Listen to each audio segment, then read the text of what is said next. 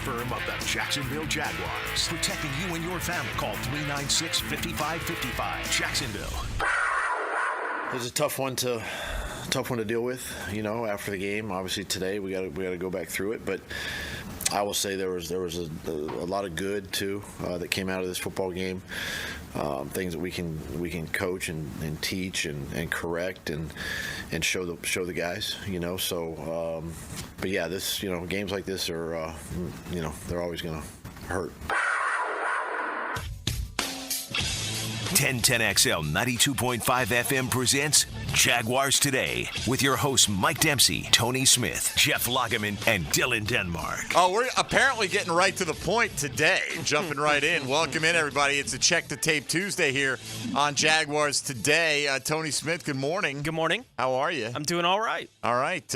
Interesting game last night. I guess the Jets are not ready for prime time. Literally. Apparently not. My yeah. Goodness, man. Yeah. Aaron Rodgers looked good early. Yeah. And then that offense just, woo. I get that everyone feels about Aaron Rodgers however they feel about Aaron Rodgers. I still love watching him throw a football. My goodness. When he lets it go, he lets it go. He had a couple of great changed. throws in the early part of the game to Garrett Wilson, but really couldn't get anything going for the most part. And a great job by the Niner run defense last night. Logs, good morning. How are you? Good.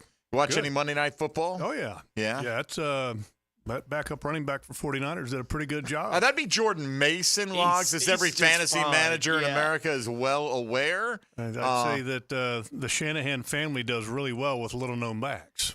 Yeah, I mean, he's a guy that, I won a fantasy game last night because somebody had McCaffrey in their lineup and they had nobody to pivot to. That's the value of having the backup running back to your top guy on occasion. Doesn't always work out like that last night, but he ran hard last night. Yeah, he had a good game. I mean, he did. And I think there's some of that rally around. Like, all right, we're not going to have McCaffrey. Everybody feels like we got to do a little bit more. You know what I mean? Like, sometimes that can happen. And then also, look, I mean, give the backup player credit. I remember a couple of years ago when you go back to the Pittsburgh Steelers when James Harrison was a backup. And I'm trying to remember the name of the guy that was a starter, outside backer, that was like a star. And everybody was like, "Oh my God!" Like Greg Lloyd. Greg Lloyd. How in the world can they recover from losing Greg Lloyd? Well, I watched the next game and it was James Harrison.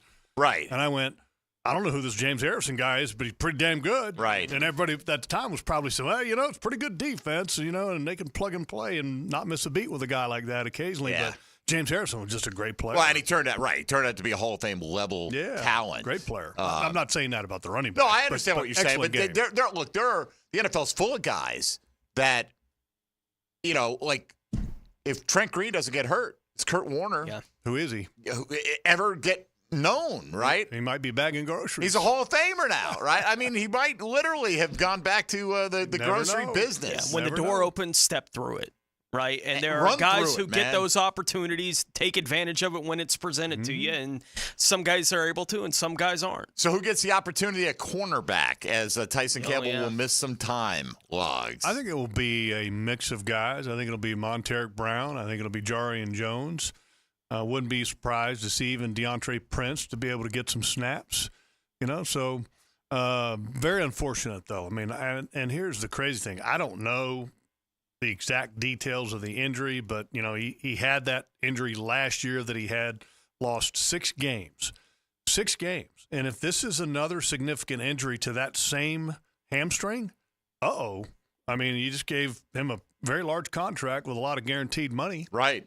And kind of makes you go, and again, I'm speculating. I don't know if it is or not, but I mean, if it is, it's definitely something to keep an eye on. You think over the years, like you go back, Isaac Bruce had hamstring issues. And then I think it was Bob Kersey, right? Jackie Joyner Kersey's husband back in the day that worked with him and showed him how to train and stretch properly and got him past that, and he never really went back to that. Christian Watson with the Green Bay Packers in his first couple of years, he's had these issues pop up, and he went through like some deep dive into the physiology and the training, how to avoid hamstring injuries. Don't know. It's only been one game, but right, man, you hate to see that. Like you said, this is the guy you're counting on to be your lockdown guy. Yeah, and it's Yeah, and obviously when you're in a 90-degree game and you're not quite in game condition, which goes for everybody, that's not a criticism of how the Jaguars trained leading up to the game or anything of that nature. It's just the way it is. And all of a sudden now you're going from the most you played in a game was probably 20-something snaps. Now you're looking at in the 40s, when I think is when it happened for him. And, as all total in that game, there were 71 snaps for the defense. And there was only one guy that played every snap, and that was Antonio Johnson. But you could see that Cisco was cramping up. And, when Tyson was covering, I believe it was I'm trying to remember the wide receiver. It was not Tyreek Hill. Jalen Waddle. I think it was Waddle. And when Waddle kind of altered his route a little bit at the top because he was trying to get a little kind of get him to bite to the inside. When Waddle bent it to the outside, that's when Tyson went down. Unfortunate. But, injuries happen. This team really has been very fortunate so far going into the season, that probably one of the healthiest they've ever been in franchise history. And so one injury, it looks like, is all it is so far. So you just kind of regroup and put the next guy in. That's why you have the onboarding process and play guys a ton in the preseason. Right. I mean, you look at the next opponent up, the Cleveland Browns had neither their left nor right tackle play in week 1. So, some teams do have it worse. We hope they all have it worse, right? That's just the way it is. But I will say, based on the way that offense looked, if there were a game you could get by without Tyson Campbell in the upcoming weeks, Cleveland might be the one you pick, but we don't know how long that is. I mean, it could be Buffalo, it could be Houston, it could be on and on and on. It could be a long time. Two good wide receivers. I watched the film of the Dallas Cowboys game, and I haven't watched Cleveland's defense yet, but, I mean, the problem for Cleveland's offense in that game was that Deshaun Watson was not very good, and and his offensive line was not very good. And so when you've got Amari Cooper and Jerry Jeudy, which are two very good wide receivers, I mean, it's kind of hard for them to do their thing when quarterback can't get the time or can't find them. Oh, right. Look, I think the receivers are fine, but their passing game right now isn't good because Deshaun Watson is in such a state. And trust me, folks, we'll look back at the film from this weekend's game. But just since we're on this, you get the latest allegation against Deshaun Watson yesterday. What? Oh, you didn't hear this? No, I did not. Oh, yeah. This is worse than all the other ones. Yeah. Is it? Okay, this is like he is flat out accused of rape. I mean, flat out, boy. right? And like they call it sexual assault, which is a wide range of things. But if you read the details in the accusation, now it's a civil case. Yeah. It's not a criminal case, but it could end up potentially, if he gets in trouble with the league, he could get his entire contract voided, which I'm betting the Cleveland Browns are keeping their fingers crossed right now. They would take it in a minute. Right. On one hand, I want Deshaun Watson to have anything that can go wrong for him. But on the other hand, I don't want Cleveland bailed out either for giving away one of the dumb. But, I think that's the lesser of the evils. Ignore it basically up to this point, and now he's a terrible quarterback on top of all the other stuff. They might be looking to get out. I mean, bro, the accusation it's not a good situation. I haven't seen that. I have to check awful. It out. By the way, his performance in the game, first of all, Micah Parsons, oh, my God. Oh, yeah. I mean, oh, my God. What do you have, 8 pressures, I think? Ended up with 1 sack. And they line him up all over the crazy thing, Mike, is that, I like some of the stuff that PFF does, and I remember watching that film and then started looking at some of the PFF grades of, our guys and their guys and, of everybody around the league. And so I get to the edge rush, looking for Josh and how Trayvon did. And I'm looking for Micah Parsons to be right at the top because I just got done watching him just destroy the Cleveland Browns. I mean, just absolutely destroy them. And he wasn't even in the top 10 of the edge guys. I'm just like, okay, that means, so sometimes you just got to take the PFF stuff with a grain of salt because he's one of the most dominant performances I've ever seen. Yeah. He'll get there They couldn't stop him. Yeah, I mean, absolutely he will because he's always there at the top. But, I mean, it was just, it was one play after another. They couldn't block him. And it got to the point where Deshaun Watson's eyes, he never kept him up. He was literally dropping his eye. He'd get back to drop his back foot and his drop. And he'd start peeking, like going, where's 11? Where's 11? And he just completely out of sorts because Micah Parsons was just in his head from the very beginning part of that game. Well, let's hope that Josh Hines-Allen and Trayvon Walker have a similar kind of impact this week. And, those tackles, was it Jedrick Wills and Jack Conklin, I think, are the pair that they've got there? Yep. Take a week, guys, get take your time coming back. Get right. Look, Jags fell, and I think people were stunned. at a couple of things. The rapid turnaround, obviously, and we'll talk about the fumble leading, the next big play after that. But, Lugs, just the entirety of the game plan, you include the sacks, okay, 24 dropbacks, 21 actual pass attempts for the Jaguars. I know Doug Peterson tried to argue yesterday that they were aggressive in the second half, play calling. They put up 17 in the first half, got the ball coming out at halftime. And granted, they were inches away perhaps from going up 24-7, but they didn't. And outside of that drive, really didn't do anything offensively in the second half. What did you make of the balance or the run-pass ratio in this game? I liked it. I thought the game plan was good. You had some success running the ball. And heck, you had two backs that were doing pretty good. And the offensive line seemed to be controlling the line of scrimmage against a Miami Dolphins team that going in, you knew that they weren't what they were after some of the losses that they had from last year. So you felt good about that, and they were having success. The only thing that I would say that I had an issue with was just, the team wasn't able to handle the adversity in this ball game, and they did not perform very well on third down. And part of the performances on third down were also related to the lack of success on second down to make the third down a little bit more manageable. So I think in those two particular areas they could have been better. Didn't particularly like, from a game management standpoint, the decision to go for it on fourth down. Hated it. Even though it didn't cost you anything, I think it's a mindset thing. When you do that, all of a sudden you're sending the message that we can't just go ahead and punt it and play good football and Straight be up. fine. Yeah. It's like, oh, well, we feel like we got to do something extra special. No, just play football. The risk reward, you always consider that when you're looking at the analytics of a decision like that at 4th and 1 from your own 32, and the analytics will tell you it's kind of midland, but the risk and reward has to have some common sense to it. And punt it. Play good defense and get the ball back. Let's just hear that quote we're talking about. Doug Peterson yesterday said, we didn't feel like we were conservative at all. I elected to go for it, on our end of the field, showing sign of aggressiveness there. Defense did a great job of stopping them and missing a kick, so kind of a wash. But no, not at all. We just third downs was our nemesis.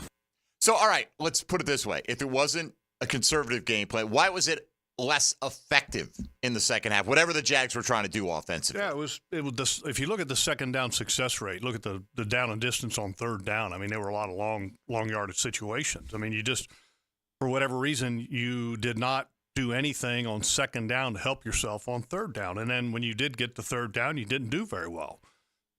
Some performances, obviously, Christian Kirk had a couple drops. You had some protection issues. Trevor could have been better in some certain instances. It wasn't one particular thing. There's nothing that you can sit there and point one finger. You can literally take about, all four of your fingers on your hand and tuck your thumb in and point four fingers at different directions, one of those type of deals. And so, but it was disappointing just because it just felt like that they didn't recover from that one bad play. If you look at it from its entirety, you had that drive there in the second half, but then from that point on, it was like as a team, they just didn't do anything that would give them the momentum back at any point. That was the disappointing part. Yeah, and hearing Coach talk about we weren't any less aggressive. In fact, that's why we were going for it on fourth down, and felt like they put themselves in situations where they should have been able to handle it on third down in the second half of that game, and they didn't. And, you mentioned Christian Kirk. That might have been the thing that surprised me the most of everything that happened on Sunday, was that Christian Kirk dropped the opportunities that he had. And who knows what kind of difference that would have made in the game. But he is the guy that we have talked about being the most reliable target for Trevor Lawrence, and that in those key kind of moments in third down, look, when you're playing a game in the NFL and it comes down to 4 or 5 plays, third down when it hits your hands and you can easily convert, that becomes one of the 4 or 5 plays. By default, it becomes one of the 4 or 5 plays that you had to have that day because you didn't. I'm still stunned that Christian Kirk would be on the receiving end of those kind of opportunities and not come through. Yeah, you definitely don't expect that. There's a couple guys that you just expect to be solid, consistent, and exemplary. And Christian's one of those guys. Evan Ingram is one of those guys. Travis Etienne is one of those guys. And not one of the three really had a very good game. Evan Didn't have a ton of targets, No, but yeah. Didn't look particularly good. I think they caught 2 of the 8. Yeah, they got thrown between Christian they did. and Evan. Christian ended up having, the 2 critical drops. I mean, give him credit. He held on that ball when he got whacked in the seam, which was a good catch. But, I mean, that one doesn't make up for the other 2, I don't think. And then Etienne with the fumble, when you got a guy approaching you, I mean, and you can see him, cover up. I mean, you're 2 yards away from the Holy Land. Covered up and lower your shoulder and bury it in. I'm with you. It was a great play, but you can't let it allow it to happen. If you cover up and I anticipate understand, but still, contact, Javon help Holland, yourself. he had an opportunity. He made a perfectly timed play. He was going to cover it up. He was too late to do it. You can't let it happen. I agree with you. You can't let it happen. If you want to get in today, Tuesdays are a Check the Tape Tuesday kind of day with Jeff Lageman. We'll review everything that went down between the Jags and Miami. If you've got specific questions, you can hit us up in a variety of ways, 641-1010 on the Garber Auto Mall phone lines or on the text line designed by Lifetime Enclosures. You can hop in the YouTube virtual studio and post something in the chat there, or on social media at MD_1010XL, at 1010XL Fat Tony, at Logs56, and at 1010XL Denmark. Ain't no laws when you're drinking claws, baby. Good morning, Young Pockets. How are you? I'm pretty good. The Niners saved me from my breakfast bowl funds last night, so just know that we are covered for the week. My man got in there, apparently, Tony, with a little pregame action. The line came down to 4 to 3.5, and Dylan was all over it last night with the Niners cover at home on Monday Night Football. Congratulations to you, sir. All right, we got Logs in studio, so let's take advantage. Your specific questions on the Jags' performance last week, and if you want to look ahead to the matchup with the Cleveland Browns, you can certainly do that as well. You're listening to Jaguars Today on a Check the Tape Tuesday on 1010XL and 92.5 FM. Hey, folks, Mike Dempsey here for Lickety Split. Look, in North Florida, the temperatures go up. You got to have that AC cooling you down. When it goes out, you need help now, like right now, like Lickety Split. Call Lickety Split. Get same-day emergency service for your AC. They also handle plumbing and electrical with a huge fleet of trucks and techs out there to take care of everybody around the First Coast. They service all of Northeast Florida. For quality care, call the hair. 4.8 on Google reviews. That's Lickety Split online at licketysplitfl.com. Jaguars Today. You're at the home of the Jaguars in the Renewal by Anderson Custom Windows and Doors Studios. Proud partner of the Jacksonville Jaguars. Join hacker Leon and Coach Campo for the window world of Northeast Florida 5th quarter. From Island Girls Cigar Bar on Gate Parkway. Yes. 2 hours after the final whistle on game day. Brought to you by Von Rowan Lawn on 1010XL. At Honda, we appreciate all the comparisons to other vehicles. And no matter how many times they compare their vehicles to a Honda, only a Honda is a Honda. Remember, value, quality, safety, there is no substitute. Visit your local Honda dealer now and experience the difference. Well, all the news forecasts say that home prices are expected to decline in 2025. Hey, that's great if you're buying a home. But if you're selling one, you might want to get to it. And when it comes to selling your home, the agents you should trust are Chad and Sandy Newman at chadandsandy.com. Maybe you want maximum equity from your home, but you're not sure how. And you don't want to worry about costly repairs or upgrades needed to sell your home. Those things are all out with Chad and Sandy. They're the local real estate experts you can trust, and I recommend for the sale of your home, or for the sale of mine for that matter, maybe I should look into it. Hey, don't trust me. Trust Jacqueline from Biscayne Estates. My inherited home became a nightmare when it went unsold for 177 days and ended up with a large lien. With expenses mounting for my handicapped daughter and no way to pay, I was desperate. At this point, I turned to Chad and Sandy. The change was amazing. Chad and Sandy sold my home in 3 days at a higher than asking price. Find out for yourself at chadandsandy.com or 904-414-6200. Now, it's time to showcase the Crown Royal Special Teams Player of the Game. Live generously and life will treat you royally. Logan Cook was a master chef on Sunday for Jacksonville. The teal and black punter recorded 6 punts that averaged just under 52 yards per punt, with his longest going 67 yards. Simply put, the kicking doctor was in, and you didn't need an appointment to see him. Logan Cook is your Crown Royal Special Teams Player of the Game. Salvatore's famous pizza now in Jacksonville, Tapestry Park off Southside Boulevard. In honor of our favorite player, number 16, Salvatore's large pizza with lots of mozzarella and one topping, only $16. Coupon at salvatores.com. Dine in, pick up, and delivery. for a large Salvatore's pizza with lots of mozzarella and one topping. Coupon at salvatores.com. Tax and delivery extra. Hi, I'm Mac with Baker Glass. Are you tired of wrestling with your old shower curtain? Then say goodbye to the curtain chaos and hello to a new frameless shower enclosure. Wago Glass is clear, classy, and won't stick to you like a toddler at bedtime. Plus, it makes your bathroom look bigger and brighter. Upgrade your shower experience and step into style. Call me at Baker Glass and get ready to love your new glass shower enclosure. Baker Glass, no one treats you better.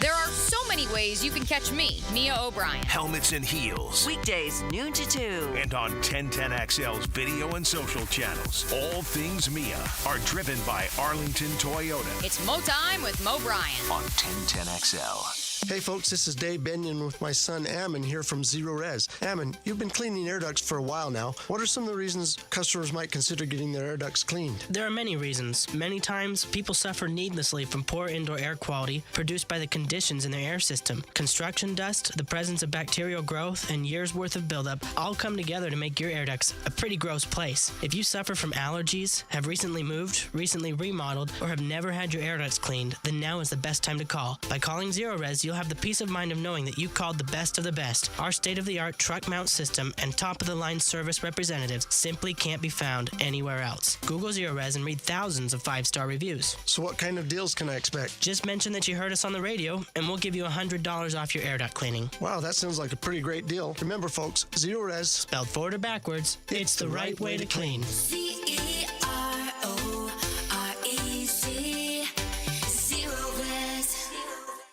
Roof damage? Call before you claim. Green Law Group, fighting insurance companies for you. They will work for you when you have roof damage. Don't let your insurance deny you. Don't call an adjuster.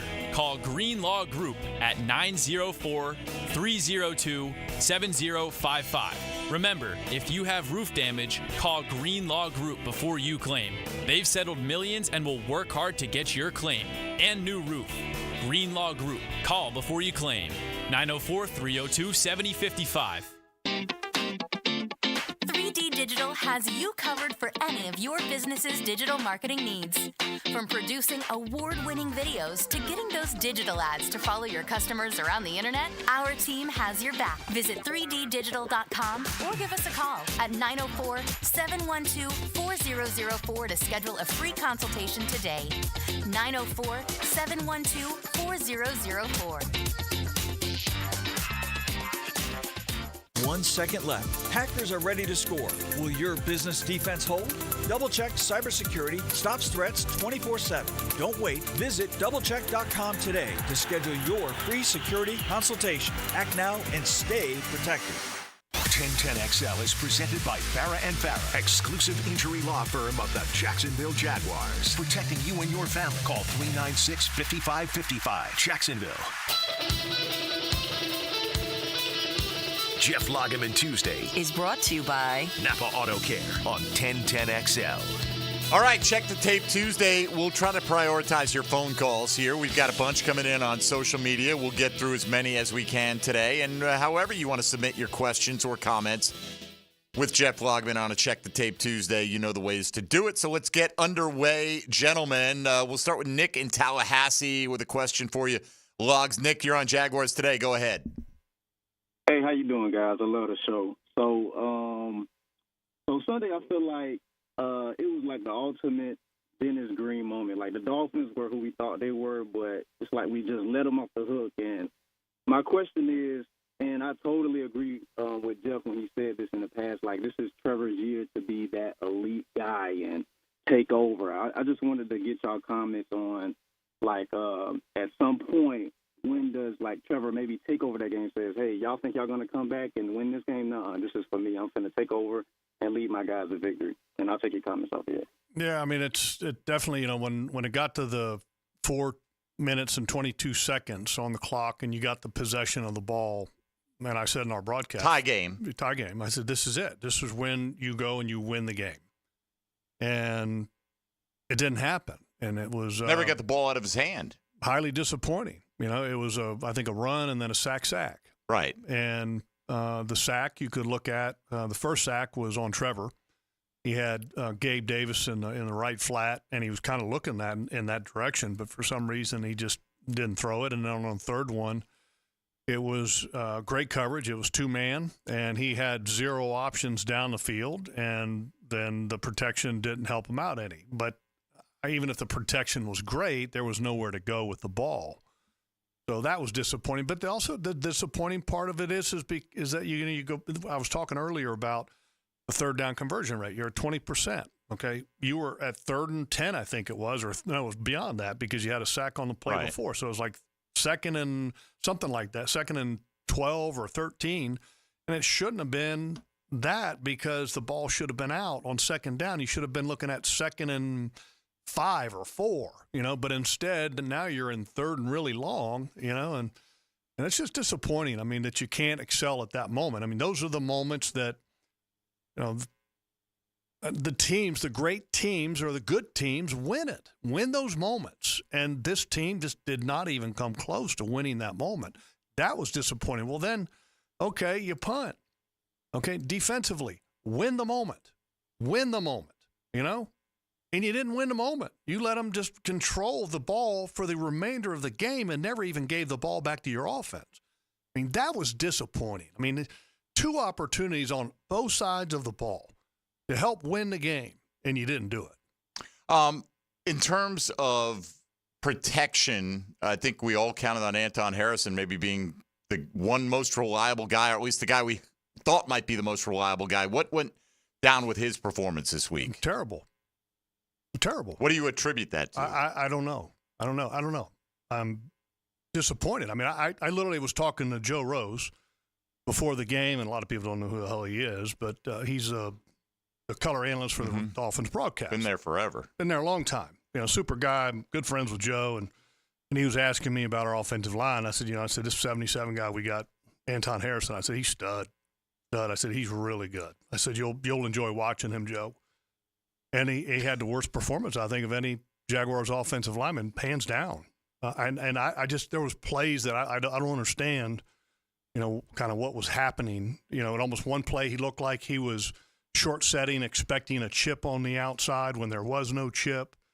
And I give Jalen Phillips some credit. Jalen Phillips is a good player, but he's not that good. I mean, Anton Harrison faced guys last year that were much better than a guy coming back from an Achilles tear. Yeah. And it was just disappointing because the expectation for Anton, at least my expectation, I think the expectation of the team are very high, very high. Disappointing. All right, back to the lines we go. Thanks for the call there. Let's go to Neil out at the beaches. Next up on Jaguars Today. Good morning, Neil. Good morning. Jeff, I've got a question. Over the last year, we ended 1-5. This year, we're 0-1. I know we have new players, new coaches, but there seems to be a trend going on that not many people are mentioning to Doug Peterson. Do you see a trend in the wrong direction, and maybe they ought to look at something a little different than they are? Well, I mean, the trend that you're referring to, I mean, look, you're saying that nobody's bringing it up to Doug. I mean, the media's been kind of asking him questions basically along the lines of, based on what you saw last year and what we saw, yesterday or today in the press conference after the game and then yesterday. I mean, look, they're asking the questions. I mean, it's not like it's not getting brought up to Doug. I mean, and Doug is, rightfully a little salty about all of that. But that's just part of the gig. I mean, when you're the head coach and you finished the year before with losing 5 out of the last 6, and then you start the next season, you lose one where you had the game and felt like in control, and then you just faltered at the end. It kind of mirrored the season last year. Then it kind of brings up those memories, and that's just part of the job description. And you got to fight through it, and this team's got to be able to create their own destiny this year and fight through the adversity. It just has the feel that they weren't able to handle that one moment of adversity, and they weren't able to recover.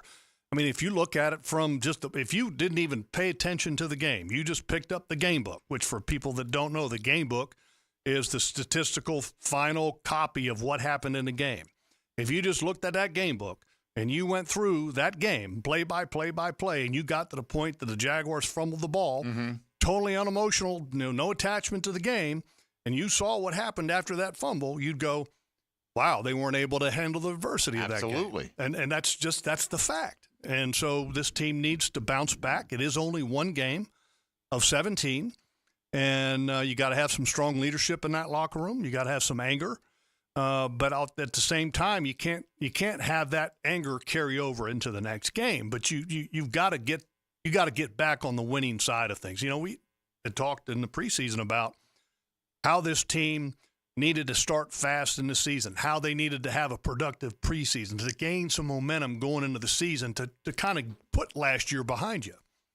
Well, it felt like they kind of did that in the preseason. Well, when you come out and you have a game and you lose after an adversity moment, now all of a sudden the questions start popping back up about last year, and you hope that there's no doubt or anything creeping into the minds of the players, because there's a lot of them, even though you sit there and you say, well, there's a lot of guys in the locker room that weren't there last year. Well, there's a lot that were in the locker room last year. So they just got to bounce back, and they got to have some thick skin and a lot of focus and concentration. All right, one more on this side of the break. Mike on the south side, you're on Jaguars Today. Go ahead, Mike. Hey, good morning, guys. Listen, Neil kind of talked on what I was wanting to talk about, but one quick thing. What bothered me the most of the game was the first offensive play of the game. For 5 months, we're drawing up our game plan against Miami, and our offensive game plan is let's not block the best defensive player they probably have in All-Pro Calais Campbell. What is going on with a coach that makes that kind of decision? Well, it's not a bad call. It's the execution. I'm sure the game plan wasn't let's leave Calais unblocked. No. I mean, come on. It was actually Miami, the defensive coordinator is bringing a pressure, okay? And part of that pressure is that Calais, who is the 3 technique on the left side, is to loop to containment, okay? That's his job. So if he's looping to containment from the guard tackle gap and you're showing play action away from where he's looping, who's got to block him? Anton Harrison, get a piece of him. Somebody's got to block down and carry Calais, at least slow him down. Virtually was untouched. At least attempt to block. I mean, he turned to the inside and then touched no one.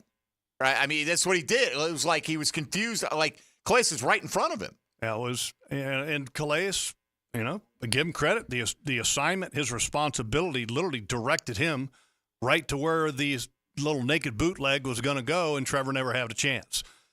So it is what it is. But I don't have a problem with the play call because, I can tell you this. The first play of the game, a lot of times defenses are just completely amped up. And when they see a run action, they're like, all over it. I'm hauling at my rear end to get to that point because I'm going to blow somebody up. The adrenaline's flowing. And a lot of times that's a great opportunity for that. And because Anthony Weaver, the defensive coordinator of the Miami Dolphins, had a great call and Calais executed it and we didn't, it turned out to be a big negative. All right, more, into the Anton Harrison had a head-scratching game kind of performance. We'll get more with Jeff Lageman coming up. 641-1010 is the easiest way to get in. Mike Dempsey, Tony Smith, Jeff Lageman, and Dylan Denmark here with you on a Check the Tape Tuesday. You're listening to Jaguars Today on 1010XL and 92.5 FM.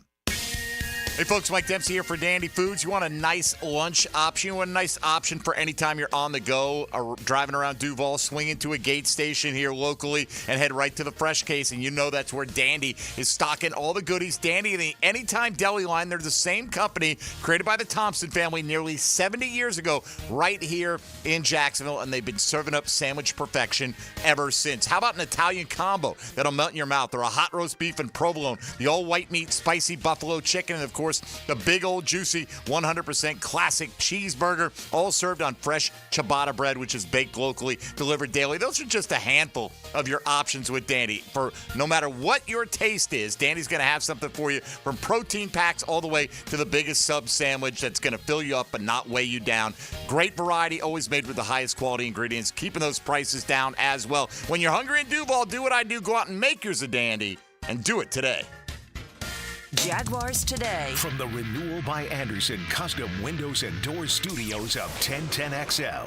Do the garber wiggle, wiggle, wiggle, wiggle, garber wiggle. If you're looking for a pre-owned vehicle with lifetime warranty, Garber Auto Mall can wiggle it. Best price, best payment, best trade-in value, Garber Auto Mall can wiggle it. With a huge selection of pre-owned vehicles, Garber Auto Mall can wiggle it. Visit us in Green Cove Springs or at GarberAutomall.com. And remember, at Garber Auto Mall, there is always a little room for wiggle.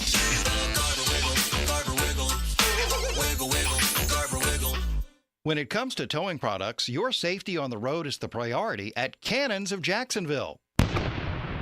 Whether it's a heavy-duty tow hitch, trailer frame, wiring, gooseneck, tow bar, or any other towing accessory, Cannons has decades of experience to ensure your towing setup is installed with precision and reliability. Visit cannonsofjacks.com to explore a range of products and schedule your installation. Cannons of Jacksonville, your trusted partner for a smoother tow.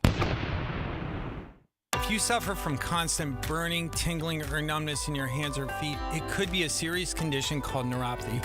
I'm Dr. Nathan Riddle, DC with Riddle Wellness in Ponte Vedra. Neuropathy is treatable, and we have seen great results by using state-of-the-art, non-invasive therapies to target damaged nerves, reduce symptoms, and improve nerve function. Call 904-395-5598 to schedule your free consultation today and learn how you can live pain-free.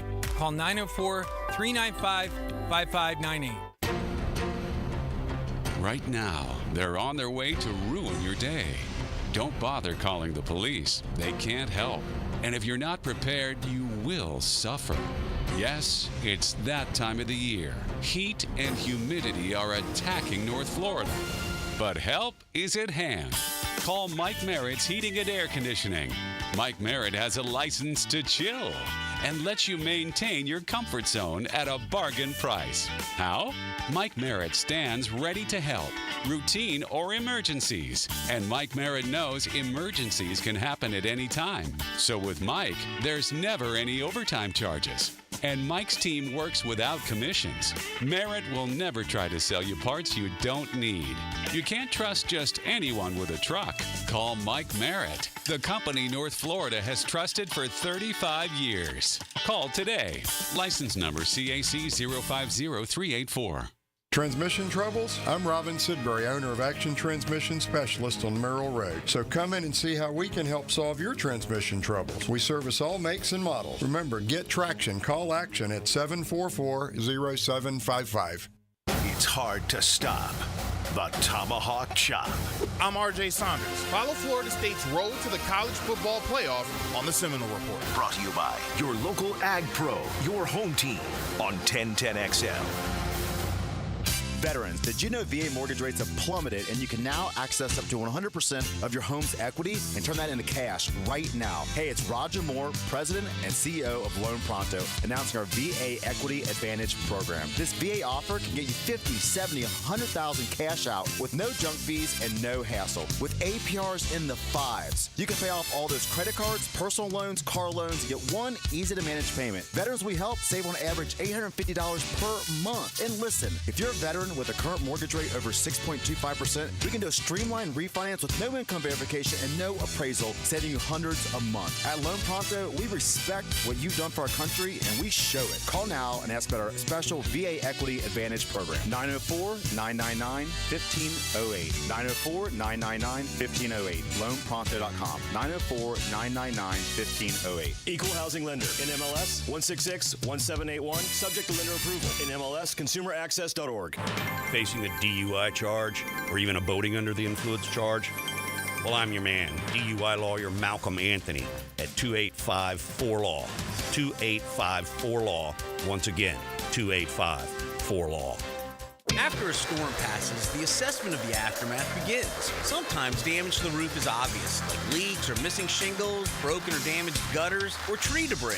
But storm damage is not always as clearly present. Universal Roofing Contracting is here to help and will come assess your roof for any hidden damage. Call Universal Roof to schedule your free roof inspection at 855-ROOF-HELP or visit universalroof.com. License number CCC 057165, CBC 1258484. I'm here with Clayton Bromberg of Underwoods. Clayton, How does a diamond or piece of jewelry have its price authenticated by an independent appraisal? Frank, simply put, there's a difference between a selling price and an appraisal value. In the estate and auction business, you almost always see a new replacement price put on an old used piece. But when you have a new piece with a higher replacement price, you have to wonder why somebody would sell you something for a lot less than it's worth, unless maybe it's not worth what they said. Let me tell you a story about what happened at Underwood's the other day. We were putting into stock a 1-carat diamond that had an EGL report on it. When we opened the report, we found a separate appraisal for the diamond by the Universal Gemological Services, which, by the way, is owned by that laboratory. They appraised the diamond loose for $7,230, which we found interesting because the diamond was in our stock at $5,100. I can honestly say that diamond wouldn't sell anywhere for $7,230, so that type of appraisal is worthless. That's Underwood's, where they make it a point to know the truth about diamonds and jewelry at San Marco, Avondale, or the shops of Ponte Vedra.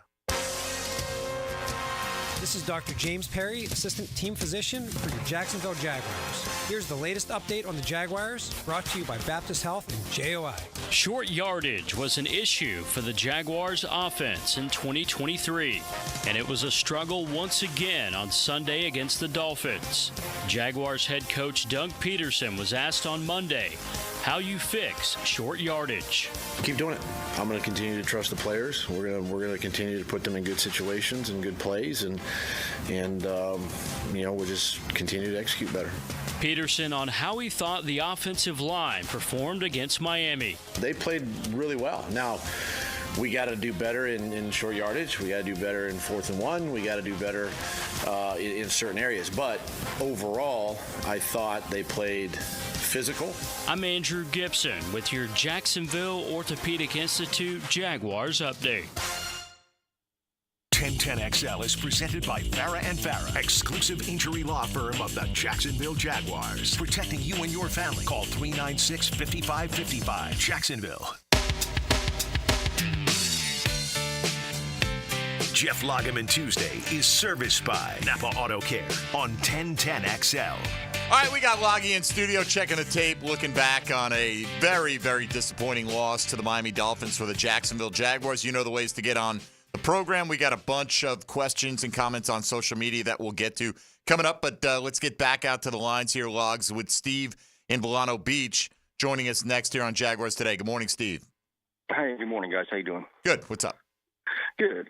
So just going back to the game on Sunday, obviously the ETN play was huge, but I feel like, and I want to ask you guys, the play of Trevor Lawrence versus Tua, who the better quarterback was. I believe it was Tua, and why the meltdown with Trevor Lawrence in the second half, not being able to get rid of the ball and taking sacks. Well, first of all, for me, I mean, if you ask probably 32 general managers in the National Football League which quarterback you're going to take, they're probably all going to take Trevor. I thought Trevor outplayed him up until the point that the game flipped. You know, you've got two super dynamic wide receivers that we played in man, and they eventually found a way to have, 240 yards receiving basically with a touchdown. And I think Tua is a good player. I thought he did a very good job in this game. But I wouldn't say he's the better quarterback. I think it's far from that. Quite frankly, I feel if you're describing Trevor Lawrence's play in the second half as a meltdown, you're already predisposed to not think much of Trevor Lawrence. There was no meltdown. Come on. So if he had one sack that was on him, that means that's a meltdown for the second half? Far from it.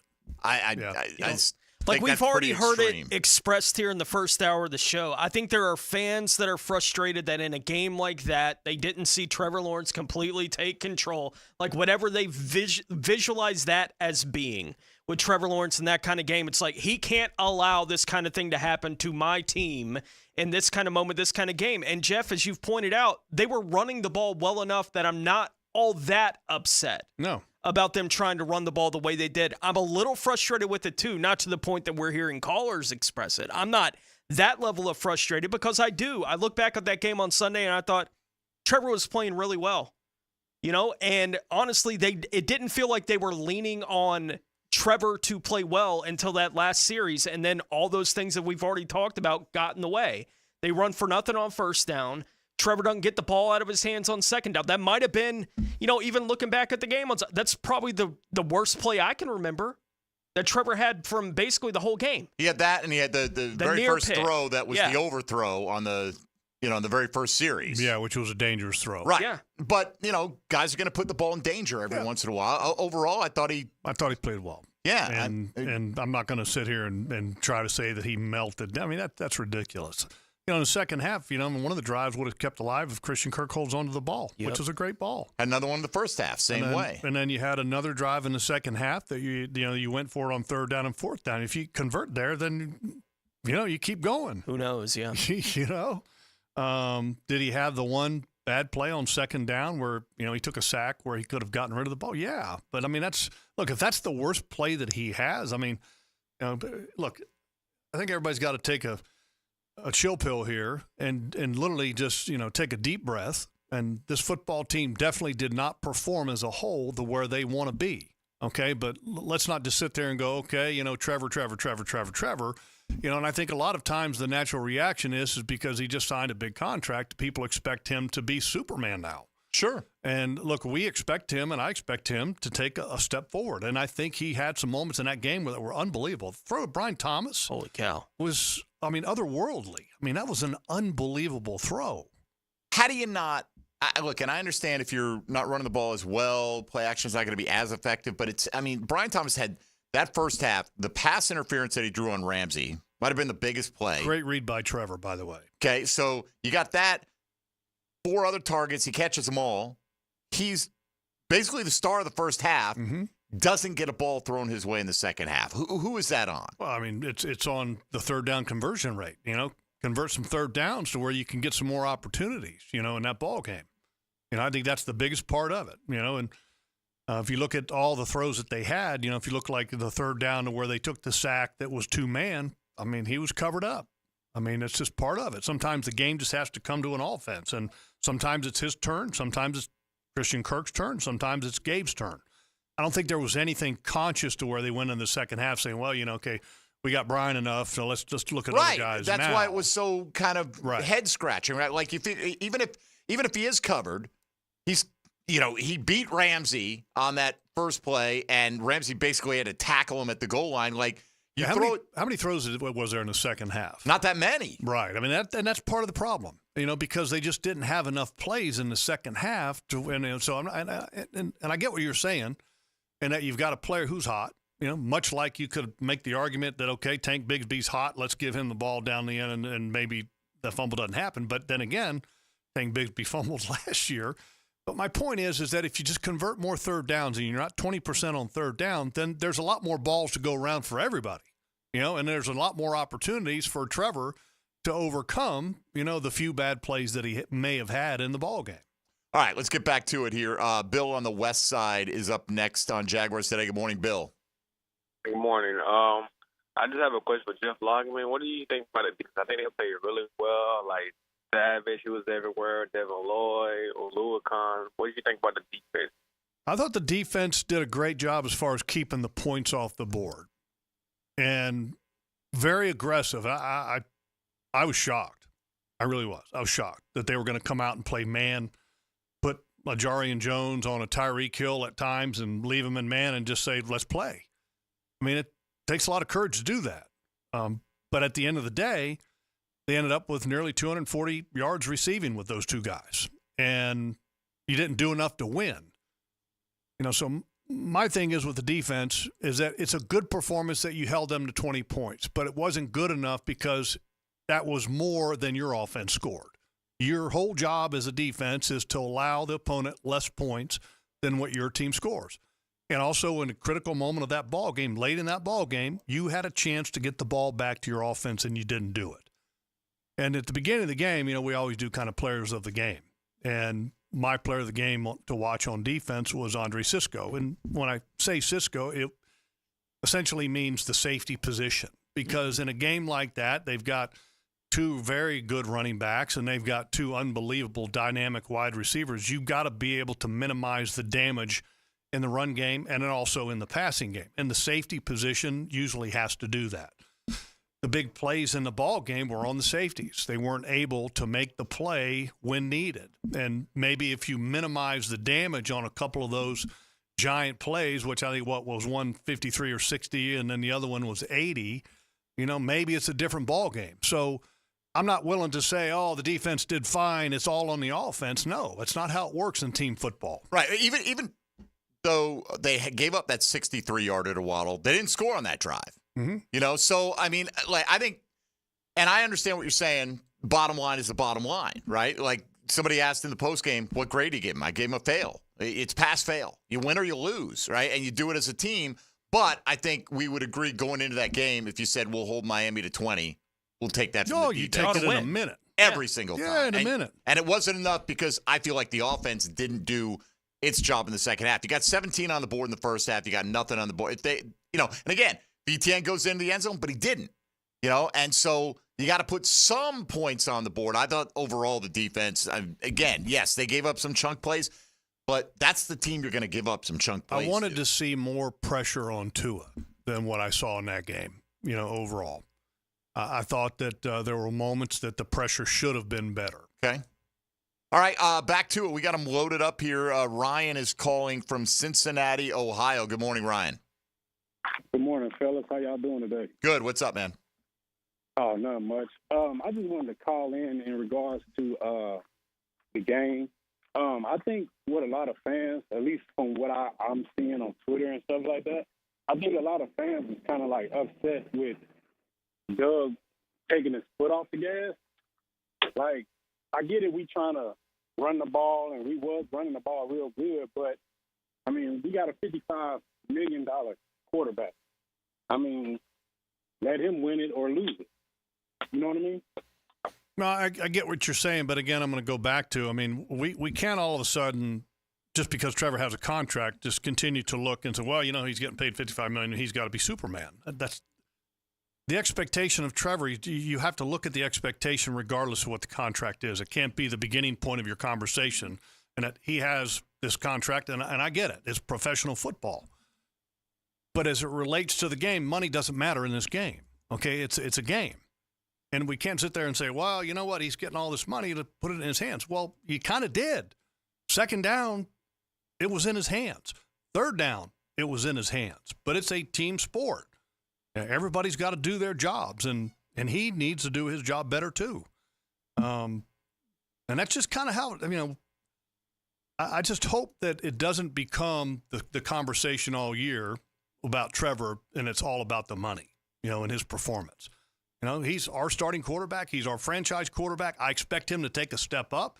And I'm not saying that I expect him to take a step up because he's got his new contract. It has nothing to do with it.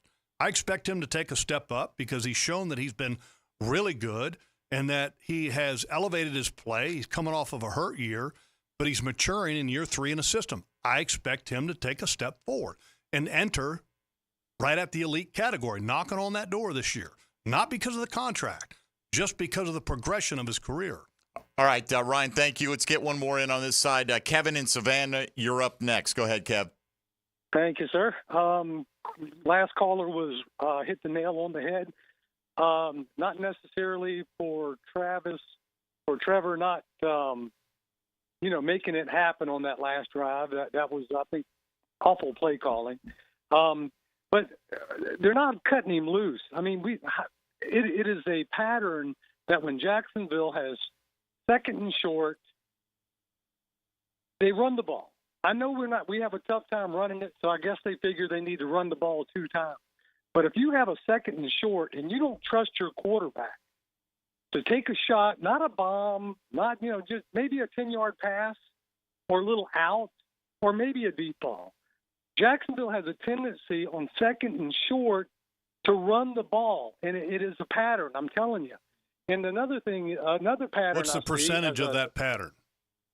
Oh, it's a lot. I would say second you got a number? And short, second. I can give you a number. My point is that if you're gonna say that, then give us the stat. I mean, because I'm going to go back and look at every stat from every time, but you up in the booth should see that. I mean, I can't believe. I'm not saying that's not the case. I'm just saying that if you're going to pronounce that this is the way it is, then you should have some information to back Well, that stat. That's sort of ridiculous. It happens all the time. I don't know, Kevin. Come on now. If you're going to come on and say this happens and you get asked to give a little bit of evidence, I don't think that's ridiculous. Come on. Well, how many times do you back up yours with stats? Do you have a stat on that? A stat on what? What claim am I making that needs backing up? Just give me the percentage of times you back up your statements. Okay, thanks, Kevin. You're just going down. I don't know what rabbit hole you're going down right now. I'm going through the whole game script, looking back at what they did on Sunday. And on the 2nd and 3 or less, the Jags had 4 such opportunities on Sunday. Mm-hmm. They ran on 3 of them. Okay. You know, to the caller's point, on the other one, they did hit a 30-yard pass, right, on the other one that they did throw. So if they feel like they're not throwing enough on 2nd and short. By the way, I think they converted 2 of the other rush opportunities when they ran. When they got the 7 yards on first down, they were in a really good situation to get first downs, right? So I don't blame them because I didn't look at, what was the first down call that led to 2nd and 3. Like, I wasn't paying that much attention to what exactly that looked like, but they did run on 3 of the 4 2nd and 3 or less opportunities they had on Sunday. Look, I'm a huge fan of 2nd and short throwing the football because I view that, and I've said this many times, that's a free down, essentially. Yeah.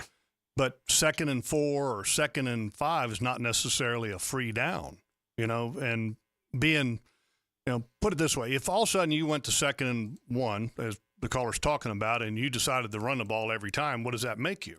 Predictable. Statistically predictable. I mean, and teams look at the analytics of everything that they do, and they try to avoid any kind of predictability in an offense. So, again, I understand what the caller's saying and what the feel is, but, because the feel of the game, because they ran it a lot of times, people think, well, they were conservative. Look, it was working.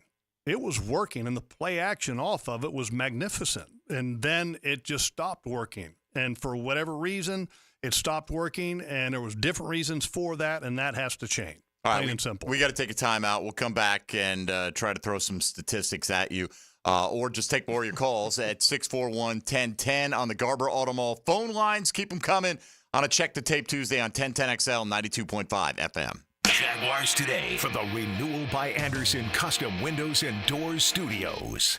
Someone's going to win a tailgate combo pack from Southern Steer Butcher, valued at $100, and it could be you. Yes! Every month you'll have a shot at a Corona tailgate tent with a cooler, chair, and a collectible football. It's the ultimate tailgate. Enter at 1010XL.com. Okay, you've decided it's time to sell your home. How do you go from a problem to a promise? Listen, there are problems that come with selling one's homes, but with the promise of ChadandSandy.com, you're going to get there, and you're going to get there in the best possible way. You see, here's the promise. Your home sold guaranteed, or they will buy it. So go to ChadandSandy.com. Listen, lots of stories of proof out there. We're going to get to those in just a second. But maybe you need more space for your office or growing family, or you're worried about costly repairs.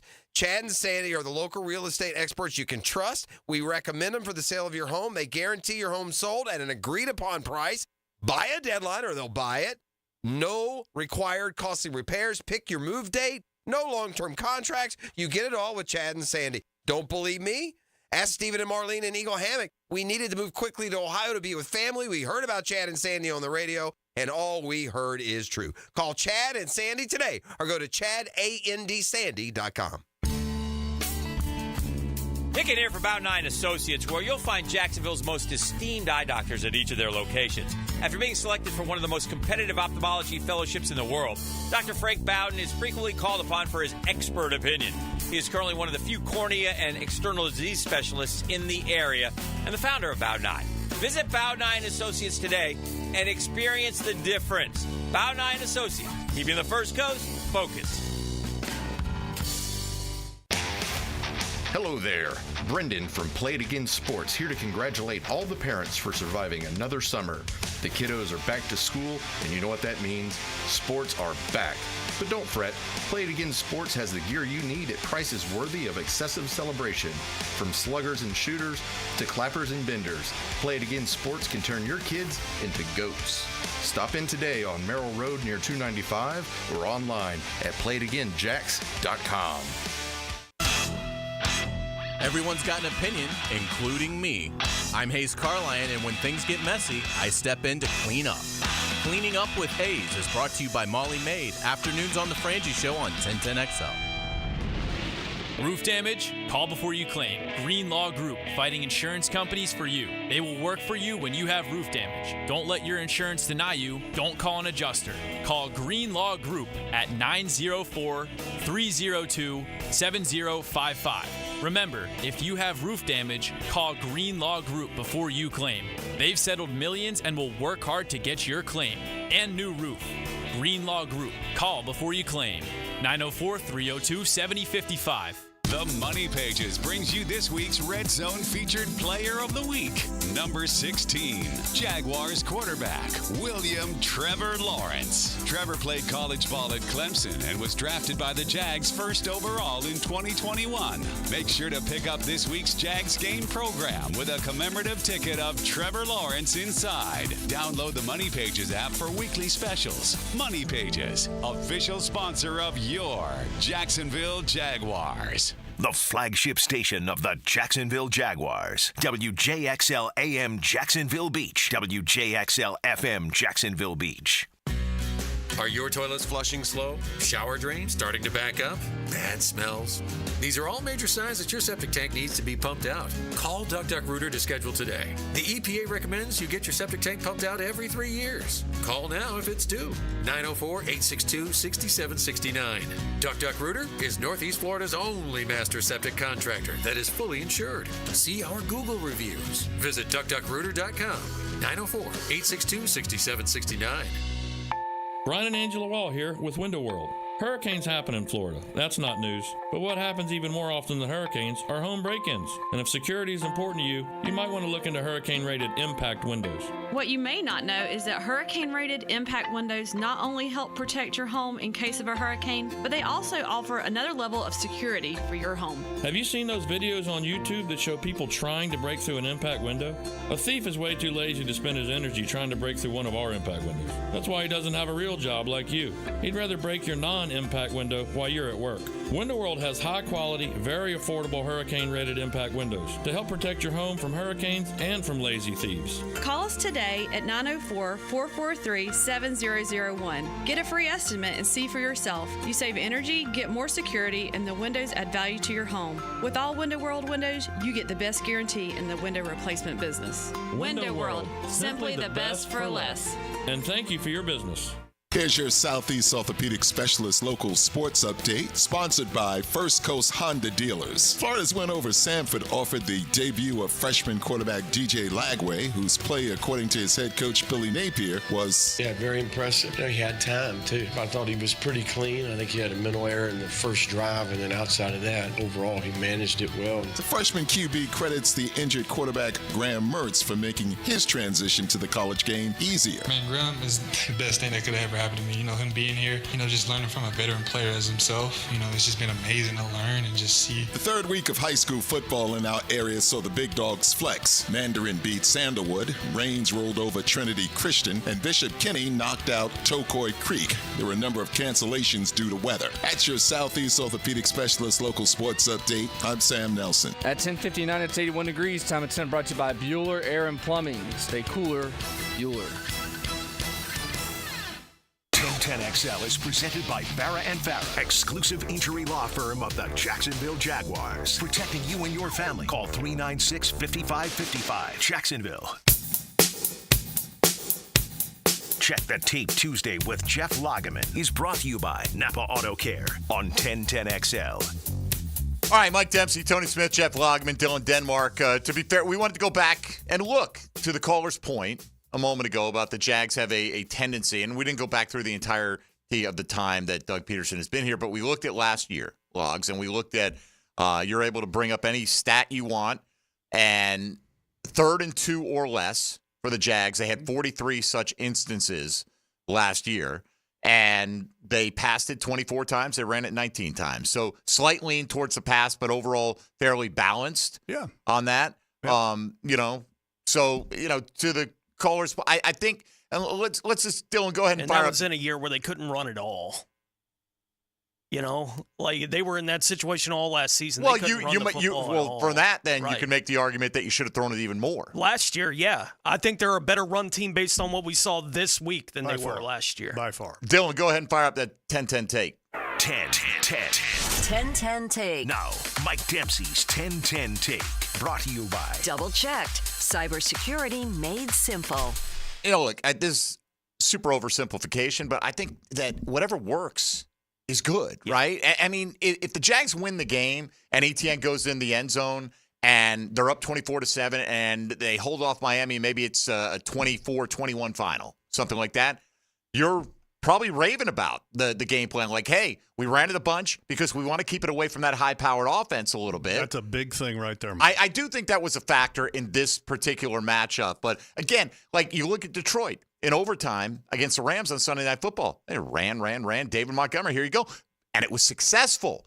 Are they not an aggressive team? You know, no. They were able to convert it. I get it. We don't have the Detroit Lions offensive line. But in this game, they were running really well in the first half, and it was helping to set up the pass. So, again, I don't want to get too bogged down in stats, but I do find, like, there are times people say, well, we do this X amount of times, and then you go through the box score and you go, well, actually, you know, we did this many, and people are like, but it felt that way. And I understand it feels that way because I think you focus on a lot of the instances when it's not successful, right? 3rd and 1, stuffed. I mean, look, they're running well, but when they had to have it, they couldn't get the job done. Yeah, those two plays were disappointing to say the least. I mean, that was obviously an area that last year was tough, and that they were the worst short yardage team in football last year. And here you go with a 3rd and 1, and you don't do a very good job of knocking them off the ball. You actually got knocked off the ball yourself, and then on the 4th down, it looked like there was some uncertainty of where to block. You know, and to me, how does that happen? Those two plays have got to be cleaned up. They've got to be coached better on those two plays because it didn't work. And that's an area that obviously is getting a lot of attention from last year. I know it all falls to Doug Peterson ultimately. He's responsible for everything, right? But when you talk about guys not knowing who to block, is that Phil Rauscher's area? I don't. You know, here's the thing. I don't know if, you know, and I'm not going to sit here and assign blame on it because I'm not in that room to know exactly. But I can tell you that on the 4th down, there was indecisiveness because Hand, who is number 91 for the Miami Dolphins, was in the backfield virtually untouched. And it immediately stopped the play from ever having a chance at all. And then I give Jalen Ramsey credit. I mean, he made a marvelous play on that because he was chasing ETN all over the field and ended up going all the way back to the other side of the field to make the hit. It was a hell of an effort by ETN, I thought, on that play. Great effort by him and an excellent play by Jalen Ramsey. All right, let's get back to it. 641-1010. We got them stacked up here. Kyle in Orange Park, you're next on Jaguars Today. Go ahead, Kyle. I'm still kind of pissed about Sunday, but moving on. Okay, Jeff, what are you doing at corner? Aren't you the one that said you like Prince, the rookie? I do. Putting Jarian outside. What are you doing with Savage? And what did you think about the play of Antonio Johnson? He had a couple mistakes, in my opinion. You're the professional, and I'll take it off the air, see kind of where you would put people and kind of what you think. I'm curious about that. Okay, about the replacement of Tyson Campbell, I think it's got to be a group effort. I think Jarian Jones is going to get some time in there. I also think that Monteric Brown may get some time. And then because you're kind of moving everybody up a slot, then there's going to be an opportunity there for DeAndre Prince to have a role at some point in this defense as well. So I don't think it's going to be a one-man kind of a thing. You know, where, we're just putting him in there. You know, and the Cleveland Browns aren't exactly a team like the Miami Dolphins to where they play the personnel grouping that you're going to be in dime a lot. Mm-hmm. They like their tight ends.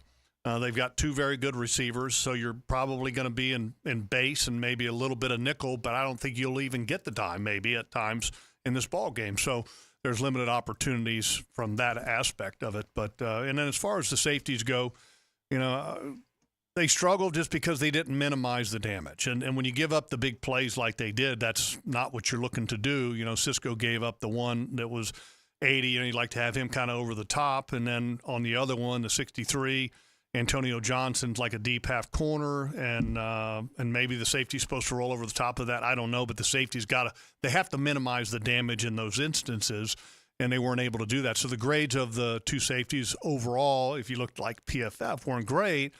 But I thought it was a good start for Antonio Johnson, being that's basically it's his first year being a starter. And he showed some positional flexibility. I think he's a really good football player. He may not have the best grade in this past game, but you're talking about the most explosive offense in football from a year ago, and that's a tough assignment to draw. And he's, I think, learned a lot, as well as Jarian Jones in that situation. Well, he bit up on the one where Waddle got in behind him, right? But I almost can forgive that because it's Tyreek Hill, right? And you got to respect that. And Waddle's coming all the way across the field. But it's the missed tackles to me. Like, this was a game you knew you had to tackle well in space, and he had a couple of those where he just had a shot and slid right off the ball carrier. So I think that stands out to a lot of people this week as well. Let's go to the north side. Coach is next up on Jaguars Today. Good morning, Coach. Good morning. Morning. Yeah, question. Is there any rumor about trading ETN to the 49ers? No. And after watching Jordan Mason last night, like, why would there be? Yeah. Jordan Mason just ran it up and down the field on the New York Jets defense last night.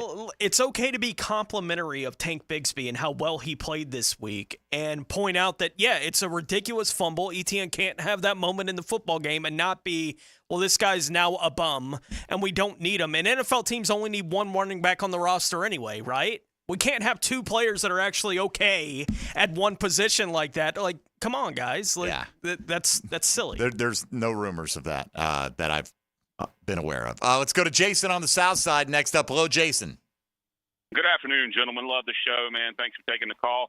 I'm going to keep it short. I think Weaver made some adjustments at halftime, some little tweaks that the Jaguars never adjusted to, how Dolphins were able to shut it down. I think Tua and the Dolphins ultimately did what Jaguars fans wish we could have done.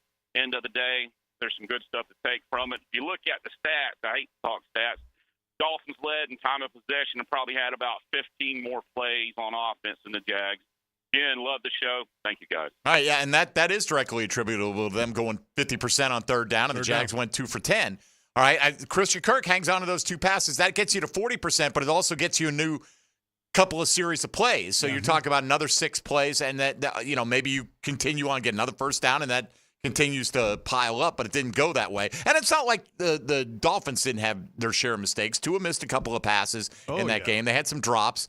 If Tua had been on the mark more in that game, it would have been tough, a little tougher than what that one he missed Hill early. It was a touchdown. Was absolutely a walk-in touchdown. What about the point of the Dolphins? Did it show up on film?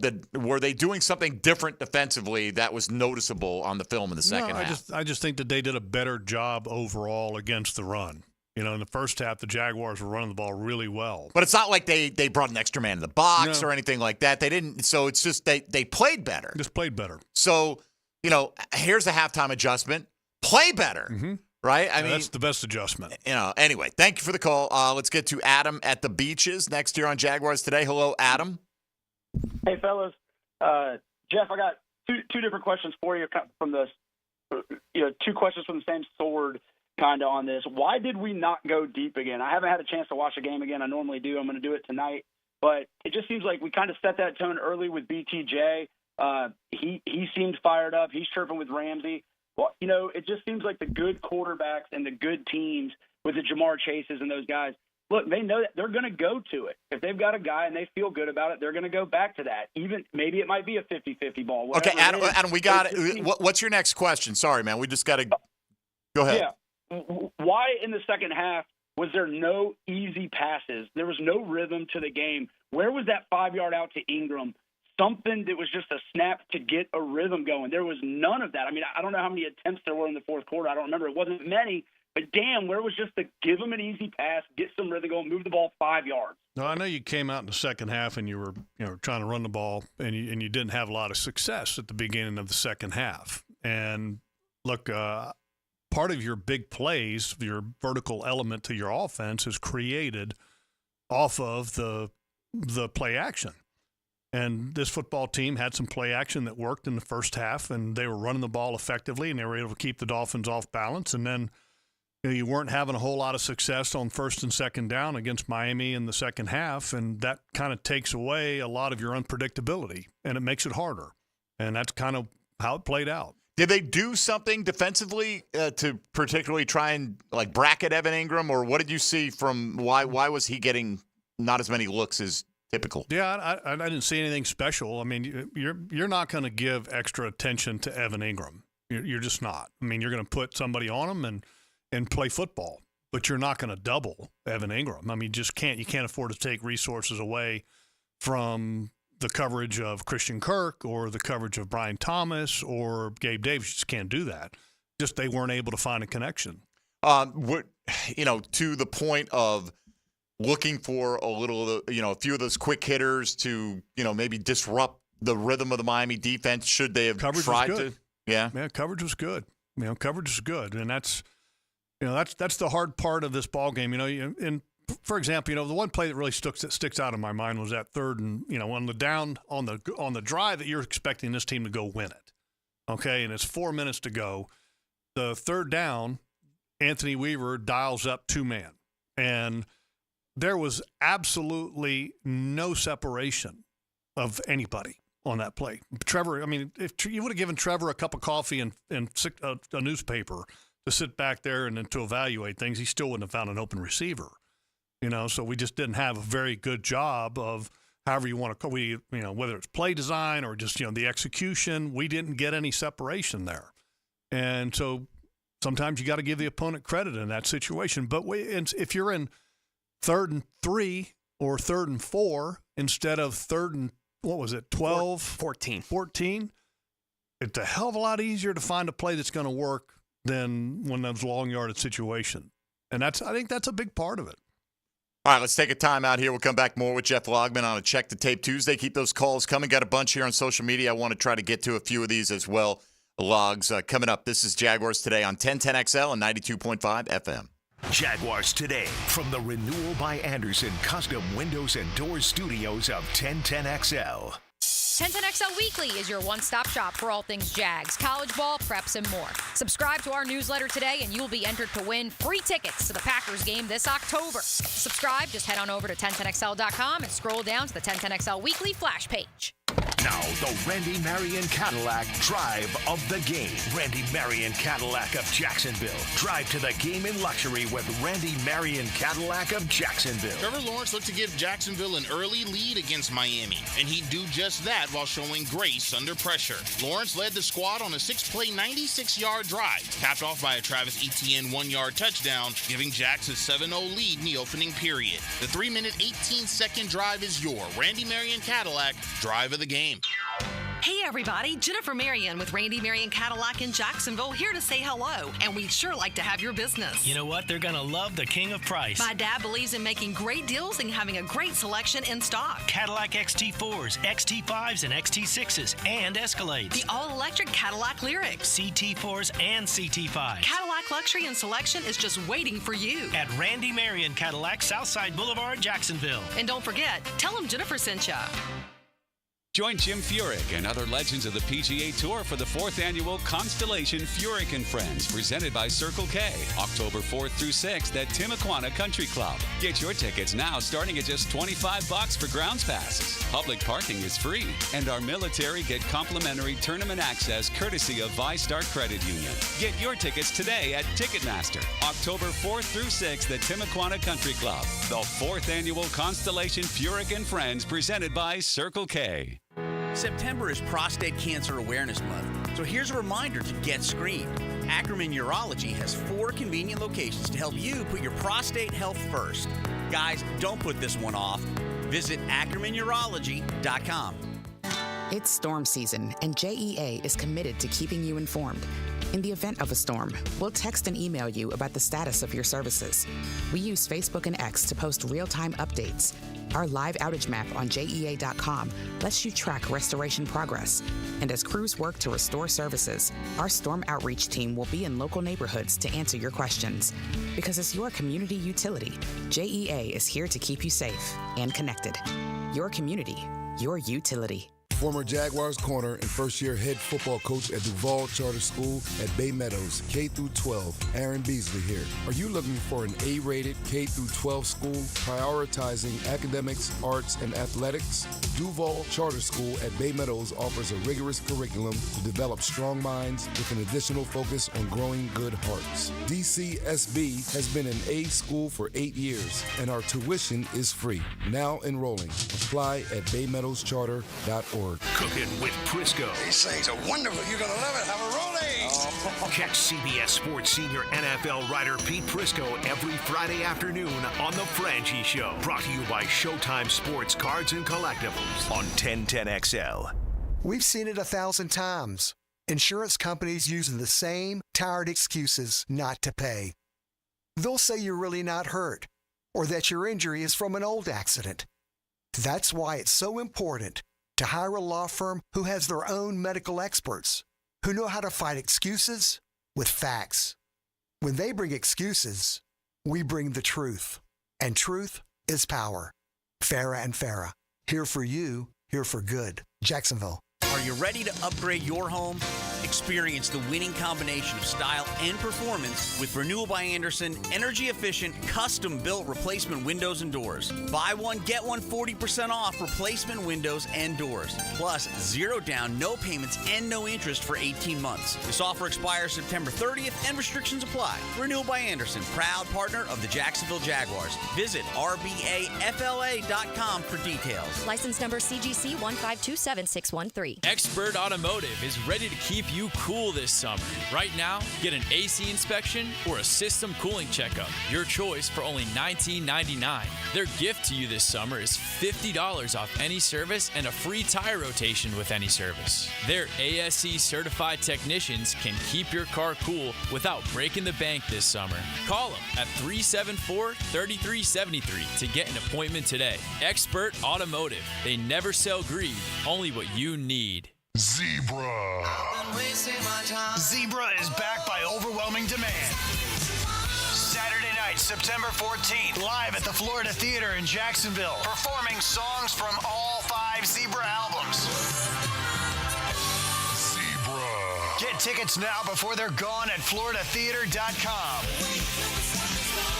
Zebra with all original members, Saturday night, September 14th. Tickets on sale now. Don't miss. Zebra.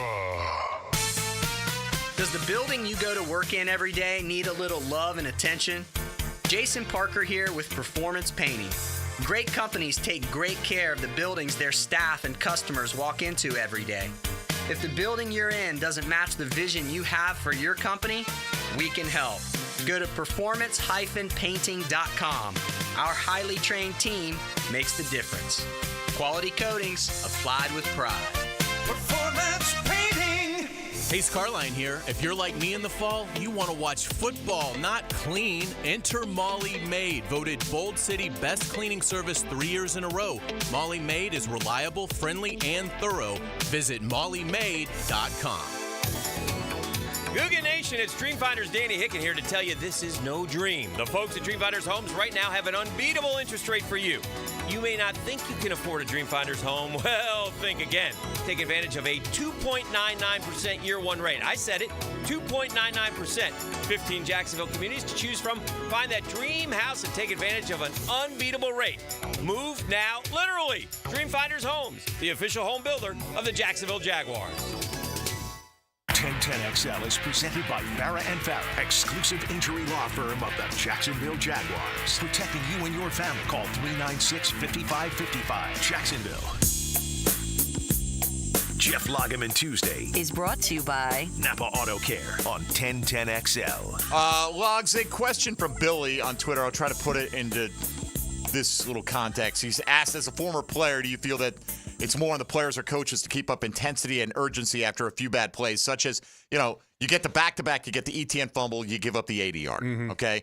After that, the Jags had almost no offense whatsoever. And people, I think, look at that and go, man, they just basically got punched in the face and didn't react well, right? Yeah. And so if you feel like that is accurate, who is that? Is that more he's asking on the players internally to like, hey, I got to shake this off? Or is it something the coaching staff can do to get him in the right mind frame for the rest of the way? It's a great question, and the energy's got to come from both. It's got to come from the coaching staff, and it has to come from the veteran leadership and the players themselves.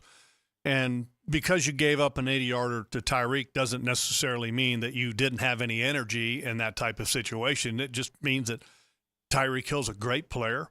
And he got behind you, and then when he got behind you and then he beat you down to the boundary, you didn't minimize the damage. And that's just sometimes you got an exceptional player and one that was voted the best player by his peers in the National Football League that makes a play. Well, I think you watch the game and you're just and you're watching through a screen, but you could feel Miami, like, at that point, believed, right? Sure. Like, they got this. So how do you counter? You feel the momentum in that. And the only way you counter with that is to make plays yourself, much like you did when Doug decided to go for it on that fourth down, and then the Jaguars defense rallied in that situation and were able to hold the Miami Dolphins to a field goal try, which was shanked. I mean, so in that situation, you would say, oh, well, they had energy. They did. They stepped up. The defense did. But sometimes you got one player that, if you make one mistake against a great player like Tyreek Hill, they will make you pay. That's why there's a lot of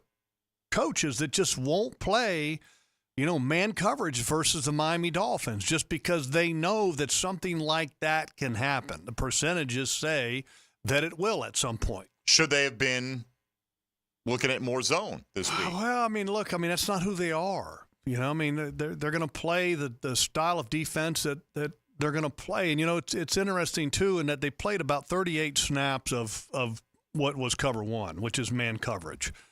And if you look around the league, the success rate of, like, cover one and versus cover two and other coverages, cover one has a very high success rate, more so than defensively. Yeah. We're successful. Yeah, better than, like, a cover two, which is kind of odd, But that, you got to play, you got to be who you are, and you got to do you. And that's who they are, and that's the way they're playing. And all of a sudden, just because you're getting ready to play somebody, you can't say, you know what, hey, we're going to be somebody different this week. But for just counterpoint argument, Bill Belichick changed the scheme seemingly weekly. Right? Yeah, and that's how he was, though. I mean, that's who they were. They were multifaceted. They would play a lot of different things, and and he was a master at taking, okay, this week we're going to be X, and all of a sudden the following week he'd pull another playbook off the shelf to be different.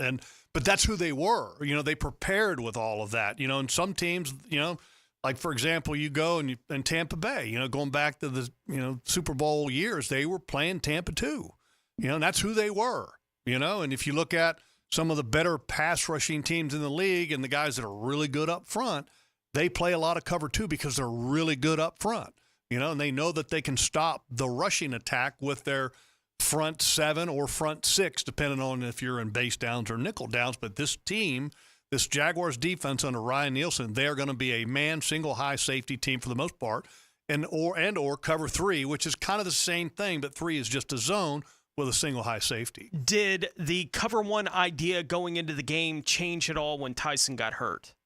No. I mean, you can't change anything when Tyson gets hurt because it wasn't like they had Tyson in a special role. Sure.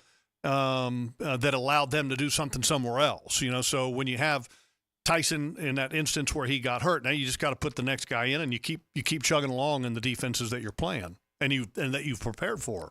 All right, we'll get back to your calls here momentarily. Let's have Tony give us a look at what's going on around the NFL. Now, Gems Around the NFL, brought to you by Beach's Jewelry and Pawn in Jax Beach. Pittsburgh is signing defensive back Terrell Edmonds off of the Jaguars practice squad. Buffalo defensive end DeJuan Smoot has already been ruled out for the Bills' Thursday night game against Miami with toe injury. Cleveland is signing wide receiver Kadarius Toney. The Green Bay Packers will be starting quarterback Malik Willis this week. The team also said that they will not be placing Jordan Love on IR, which is an indication that he should miss less than the next 4 weeks. Chicago wide receiver Rome Odunze is week to week with an MCL sprain. Tampa Bay safety Antoine Winfield Jr. expected to miss a couple of weeks with a foot sprain. Cleveland tight end David Njoku week to week with an ankle injury. Dallas tight end Jake Ferguson suffered what the team is calling a sprained MCL and a bone bruise. He's considered week to week. Pittsburgh punter Cameron Johnston suffered a season-ending knee injury on Sunday. Baltimore quarterback Lamar Jackson was not at practice on Monday for the Ravens. Head coach John Harbaugh said yesterday afternoon that several players, including Jackson, missed practice on Monday, and that everyone would get some information on why they might have missed practice when the first practice report comes out on Wednesday. Raiders defensive back Jack Jones and Chargers wide receiver Josh Palmer are not expected to face any suspensions after their fight in the final minutes of their game on Sunday. And Cleveland quarterback Deshaun Watson facing a lawsuit involving an alleged incident with a woman that occurred in Houston in 2020. The details that are available as part of the lawsuit are not pretty. They're horrifying, is what they are. I mean, worse than anything I can recall from all the massage therapy accusations. None of that was any fun either. But this no, not right. I mean, it's not like we have this misconception that Deshaun Watson is this wonderful guy. But, man, you can read it for yourself if you like. All right, let's get back to it. A couple more here before we hit the break. Leo on the south side is up next. Leo, you're on Jaguars Today. Go ahead. Hey, good morning. Thank you. I want to start. I got just two little things I want to say. I'm going to start with something kind of positive, and it's just an opinion of mine, a theory I have about Doug Peterson and them fourth down, ridiculous, deep in your own end zone. I think he does that when he sees his team start struggling, like after the ETN fumble, because he's done this in previous years too, right? When he sees his team struggling, unraveling, or he's fallen on the proverbial sword, so to speak. So in press conferences, he don't have to just answer about the fumble. Now he can answer about why you went for it on fourth. That to me, that's admirable. I could be wrong. I like him for doing that. But But that being said, here's what I have a problem with. Man, whoever been pressing about the play calling, he's been spot on, but don't upset the man. But y'all can answer this for me if you want. But as a good football coach, think about it. If you were a football coach, why in the world, why would you run play action on your first play? You haven't established any kind of run game. You ain't fooling nobody. Jeff, you said it yourself. The defense is already amped up. They're coming after you anyway. I don't know why we don't do more quick stuff. Like when you look at Kansas City or even what Miami was doing the other day. Leon Searcy said it himself. They respected our defensive line, and that's why they kept doing them bubble screens all day long. It was so annoying. But we never do stuff like that. It's like Trevor holds the ball so long. I'm not blaming him. It's just like I don't understand why we don't get the ball out of his hand quick. Like, that's what Christian Kirk needs to be doing instead of trying to go down the field. I don't understand why he's not getting, soon, Trevor stands up and throw it right to him. You know what I mean? Well, look, there's nothing wrong with what we did as far as going down the field. Down the field's way better than bubble screens all day long. I mean, for me anyway. I mean, look, is it respect that the Dolphins have for the Jaguars' defensive line, or is it a lack of expectation for their offensive line? There's two ways to look at that. And then on top of that, Mike McDaniels, that's the style of system that he runs. And he likes the bubble screens, whether they have an all-star offensive line or not. I mean, so it's just different. And, to go back to the first play again, I mean, that works if you just execute it. It works brilliantly. And the reason I say that it works brilliant, and we were talking about this, is that the adrenaline flows and everybody wants to go smack somebody in the mouth on the first play. So a lot of times play action on the first play is a great play call. That's not a bad play call by any means. Yeah, by the way, to the first point, do I think there's a shred of truth to Doug Peterson going, I'm going to go for it on fourth down on my own end so I don't get asked about ETN's fumble in the postgame? No. I mean, no, not even close. Now, do I think he's trying to provide a spark for his team? Something like that, yes. But do I think he's trying to protect ETN from postgame criticism? No, because – you're trying to go for it right there. Like, he's not thinking, I'm going to get stuffed on fourth down, so that will become a bigger talking point. I don't think there's a bigger play. We can talk about multiple things. The game changed on the ETN fumble. And quite frankly, the game, none of us would have gone for it on fourth down in that circumstance, but it didn't hurt them on the scoreboard. No, and I said this before. I just wonder, what does it do to the mindset? Because when you talk about risk reward, if you make it, what do you gain?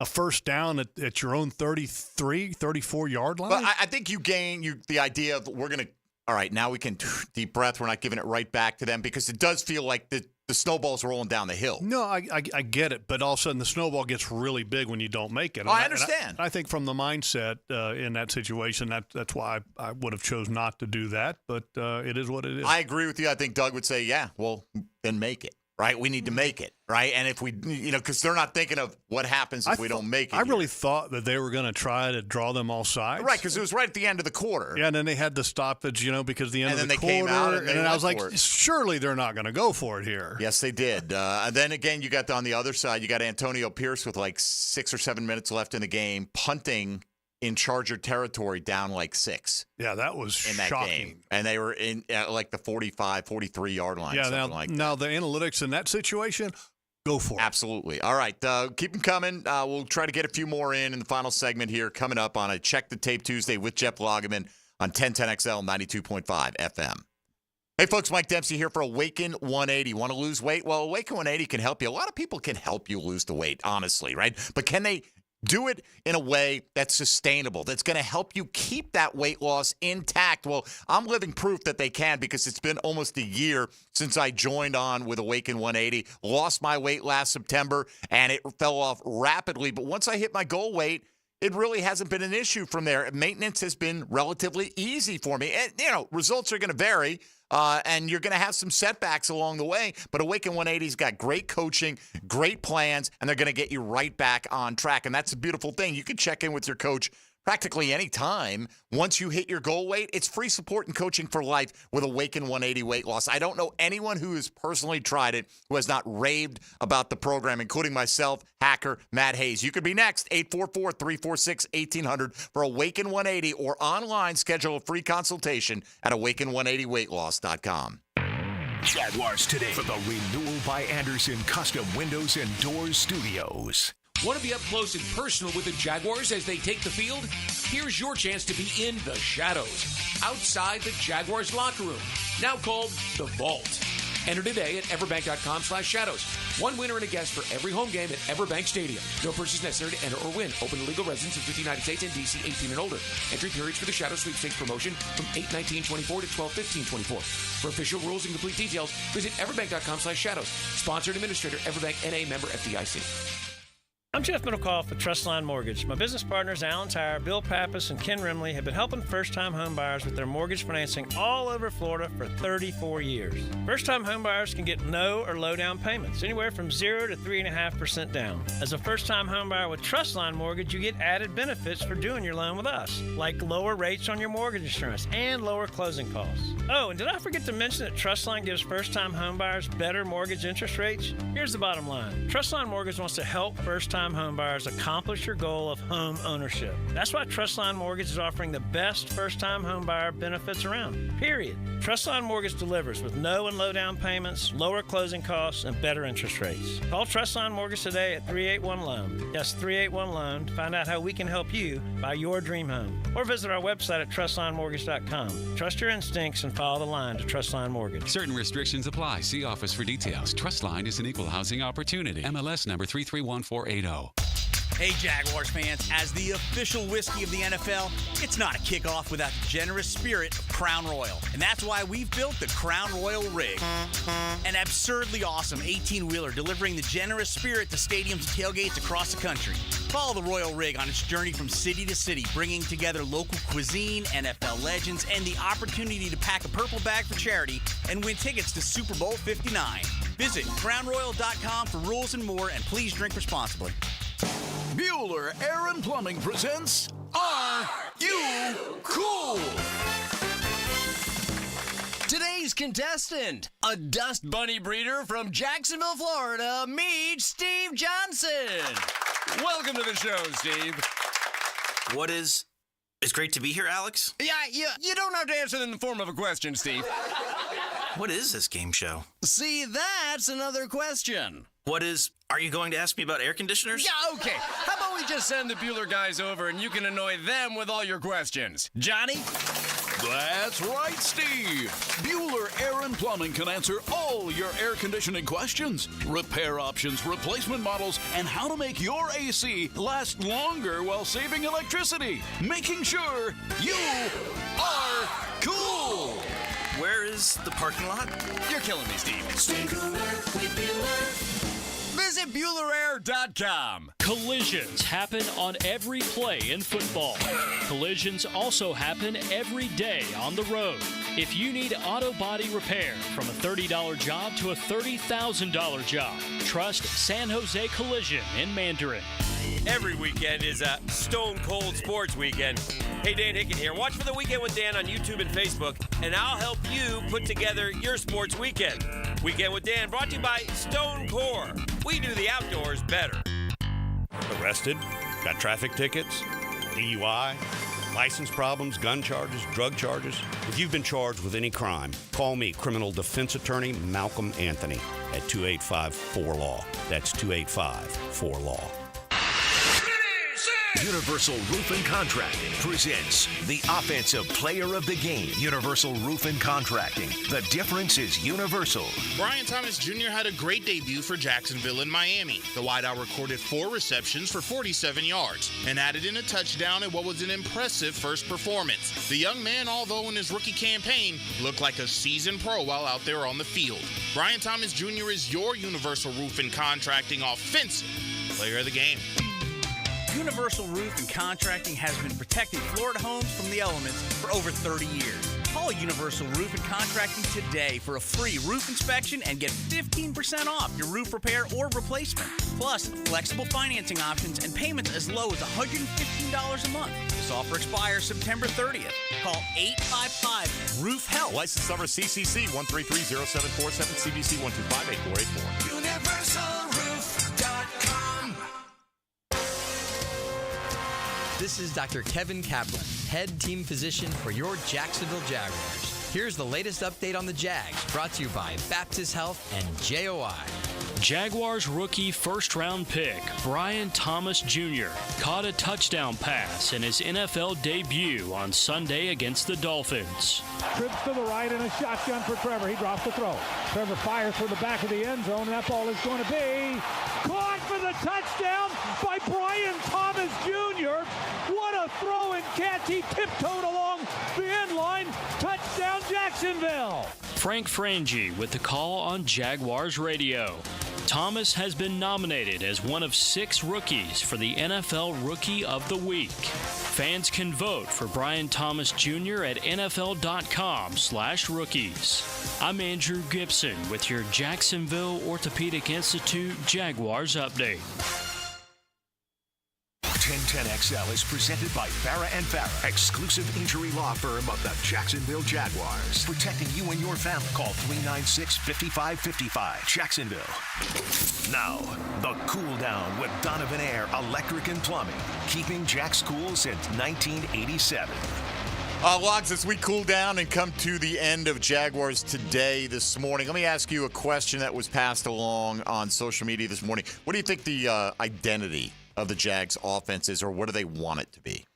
Well, I think they achieved that in the first half, and that, run the ball, play action, but having a real balanced offense. And then, in the second half, they weren't able to do that. But I think that's the best offense that any team can have. You look at even Kansas City, they have balance with Pacheco running the ball.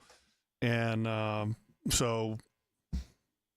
and if you look at like people wondering, okay, snap count, pass versus run. I think they would probably want to be somewhere in that 40% run, 38% run, 60, 62% pass, somewhere in that range, overall on the season.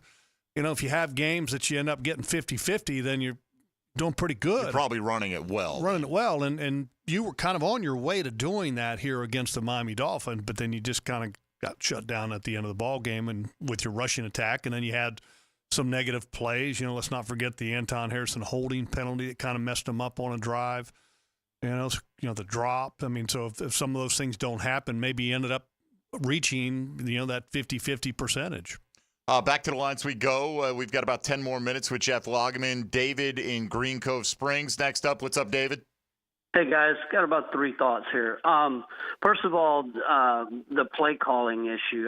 I think the media and the fans need to lay off that. I really think that whether you believe it or not, it may be gamesmanship with Doug. Same thing as like not giving information on an injury report. So that's I want to talk about that. But the defense, I think, was gassed midway through the third. I think they did an admirable job, but that's an awful lot of speed to cover for an entire 4 quarters. But my main point that I want to talk about is I've heard Denny Thompson, I think that's his last name, the quarterback guru guy. I've heard him talk about Trevor many, many times. I have yet to hear anybody talk about why Trevor doesn't climb the pocket when he throws the ball. It seems like he's always in the back of the pocket. It always seems like he's throwing off his back foot. He'll run side to side when he's being pursued, and he goes backwards when he's being pursued, but it doesn't hardly ever look like he's going forward. So I'd just like your comments on that. Well, it's an interesting question. I mean, the last one there about climbing the pocket. Mm-hmm. On the second down play where he got sacked, he was kind of climbing the pocket in that respect. And if you look at in the past, we've been a little soft up front to where it's been harder to climb the pocket when there's nowhere to climb to. So I think that's part of it there. And Trevor's comfortable working out to the side, and that's okay as long as it works for him. So. And the early part of the question, he also talked about the defense getting gassed. I definitely think that they got winded towards the end of the ball game, especially after the offense failed to do anything with 4:22 in the game to go. And, and were they on the field for a ton of snaps? 71 snaps total in the ball game. And that's not a lot of snaps, as far as like looking at games as a whole, but first game in the heat, that can feel like a lot of snaps. But the Jaguars much in the second half too. Yeah, and the Jaguars did a really good job of rotating guys throughout the ball game. We were just talking during the break. With 71 snaps, there was only one guy that played every snap in a ball game, and that was Antonio Johnson. Cisco was on his way to doing that, but then he had what appeared to be some cramping issues. But overall, like Josh Hines-Allen, he had 58 out of the 71 snaps. Foye ended up taking 60 out of the 71 because Chad Muma got 10, Sear Abdullah got 16, Ventrell Miller got 10.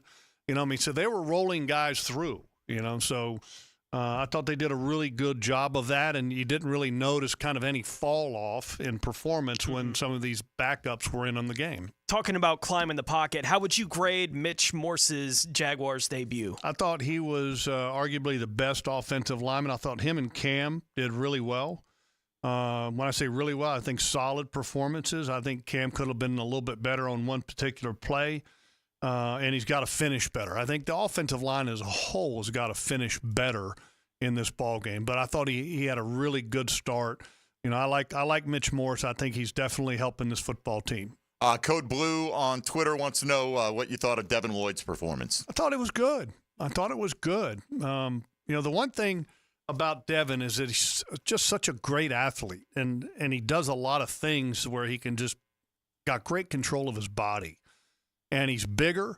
The one thing, again, that I think I wish I could give him just a little bit more speed, There was one play in particular, and I can't remember which running back it was. Maybe you guys remember it was, and there was kind of Devin was unblocked, and it was kind of a race to the boundary, and Devin just couldn't get there. I don't remember which one it was, if it was – probably Achane, because he was having the relatively more success than Mostert. But I mean a good game. Look, good game, even though you lost. But that's a new position. Let's not forget. He's playing the mic, and then also Foye played pretty well from the will position.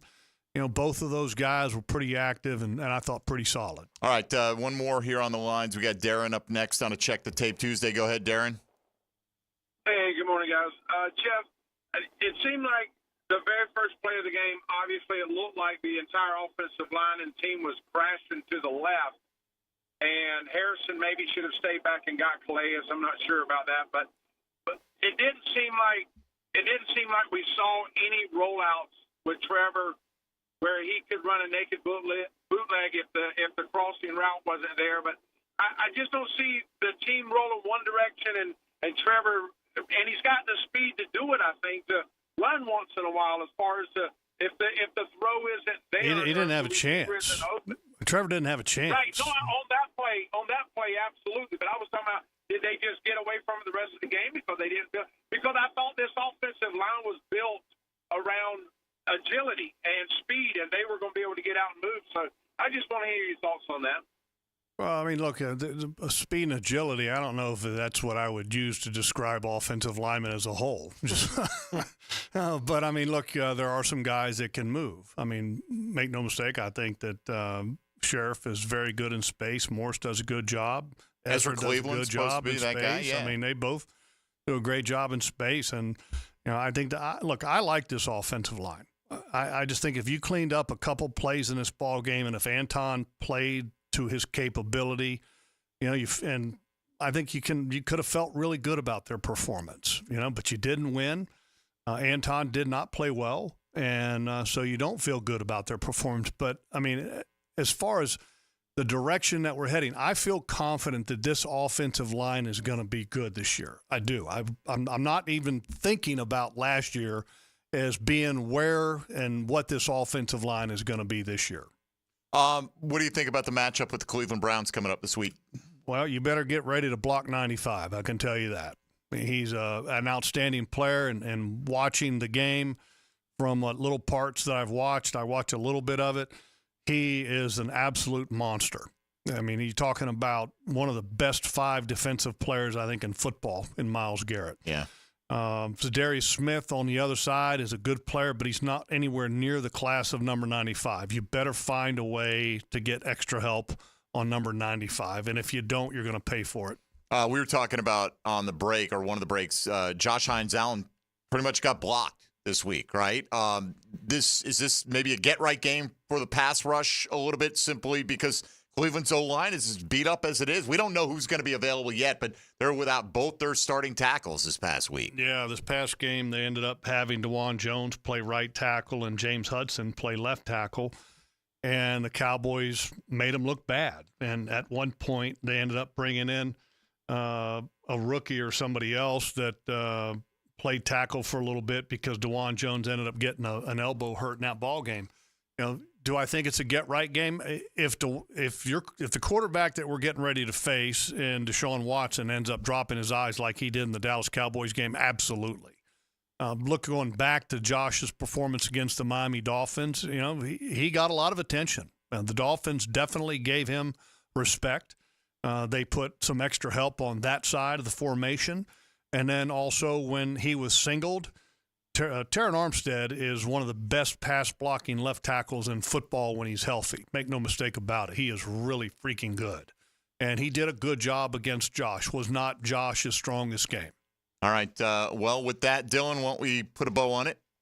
Now, the 2-minute drill, brought to you by Injury Care Centers, the exclusive provider of BioTarget regenerative therapy for pain. Visit GoBioTarget.com for a location near you. All right, we'll get a final thought or two with Jeff Lageman coming up here momentarily, but Taylor Dahl stopping by as Helmets and Heels getting ready to kick off in just a few minutes. What's going on? Hello. How are you? Not much. What are you guys getting into today? A lot more Jaguars talk. We're going to get into some of the things Doug Peterson spoke on yesterday.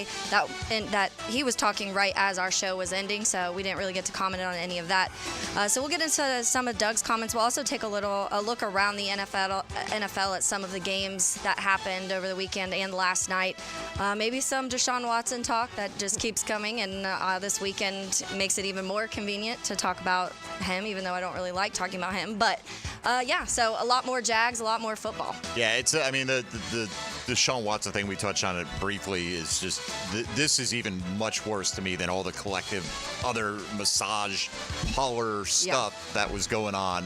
But again, it's out there. We're not going to get into the particulars of it. You can read that for yourself. But I hope it weighs heavily on him this week. And look, I don't know if it's true or not, but I think we have enough evidence that Deshaun Watson's probably not a good guy. Yeah, I mean, at this point in time. At least about 50. Right. All right, Taylor, have a great show. Yeah, thank you.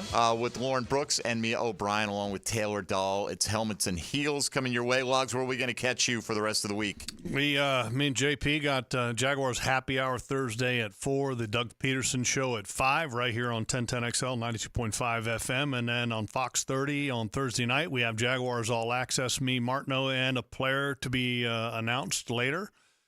Outdoor show on Saturday, and then first home opener of the season. Excited about the home opener. Excited. Let's get a W. And, I mean, string a few together. It's not going to bring this one back, but that's all you can do is go out and beat the next opponent, and hopefully the Jags will accomplish that. Jeff, great work, and we'll see you next Tuesday. Thank you, Mike. Thank you, Tony, and Pockets. There you go. You hit them all, Tone. Great work by you and Dylan, as always. That'll do it for us. For Jaguars Today, I'm Mike Dempsey. Back again tomorrow. John Ogier will join us as we'll start to pivot ahead more to the Cleveland Browns matchup. This has been Jaguars Today. Keep it right here on 1010XL and 92.5 FM. Jaguars Today.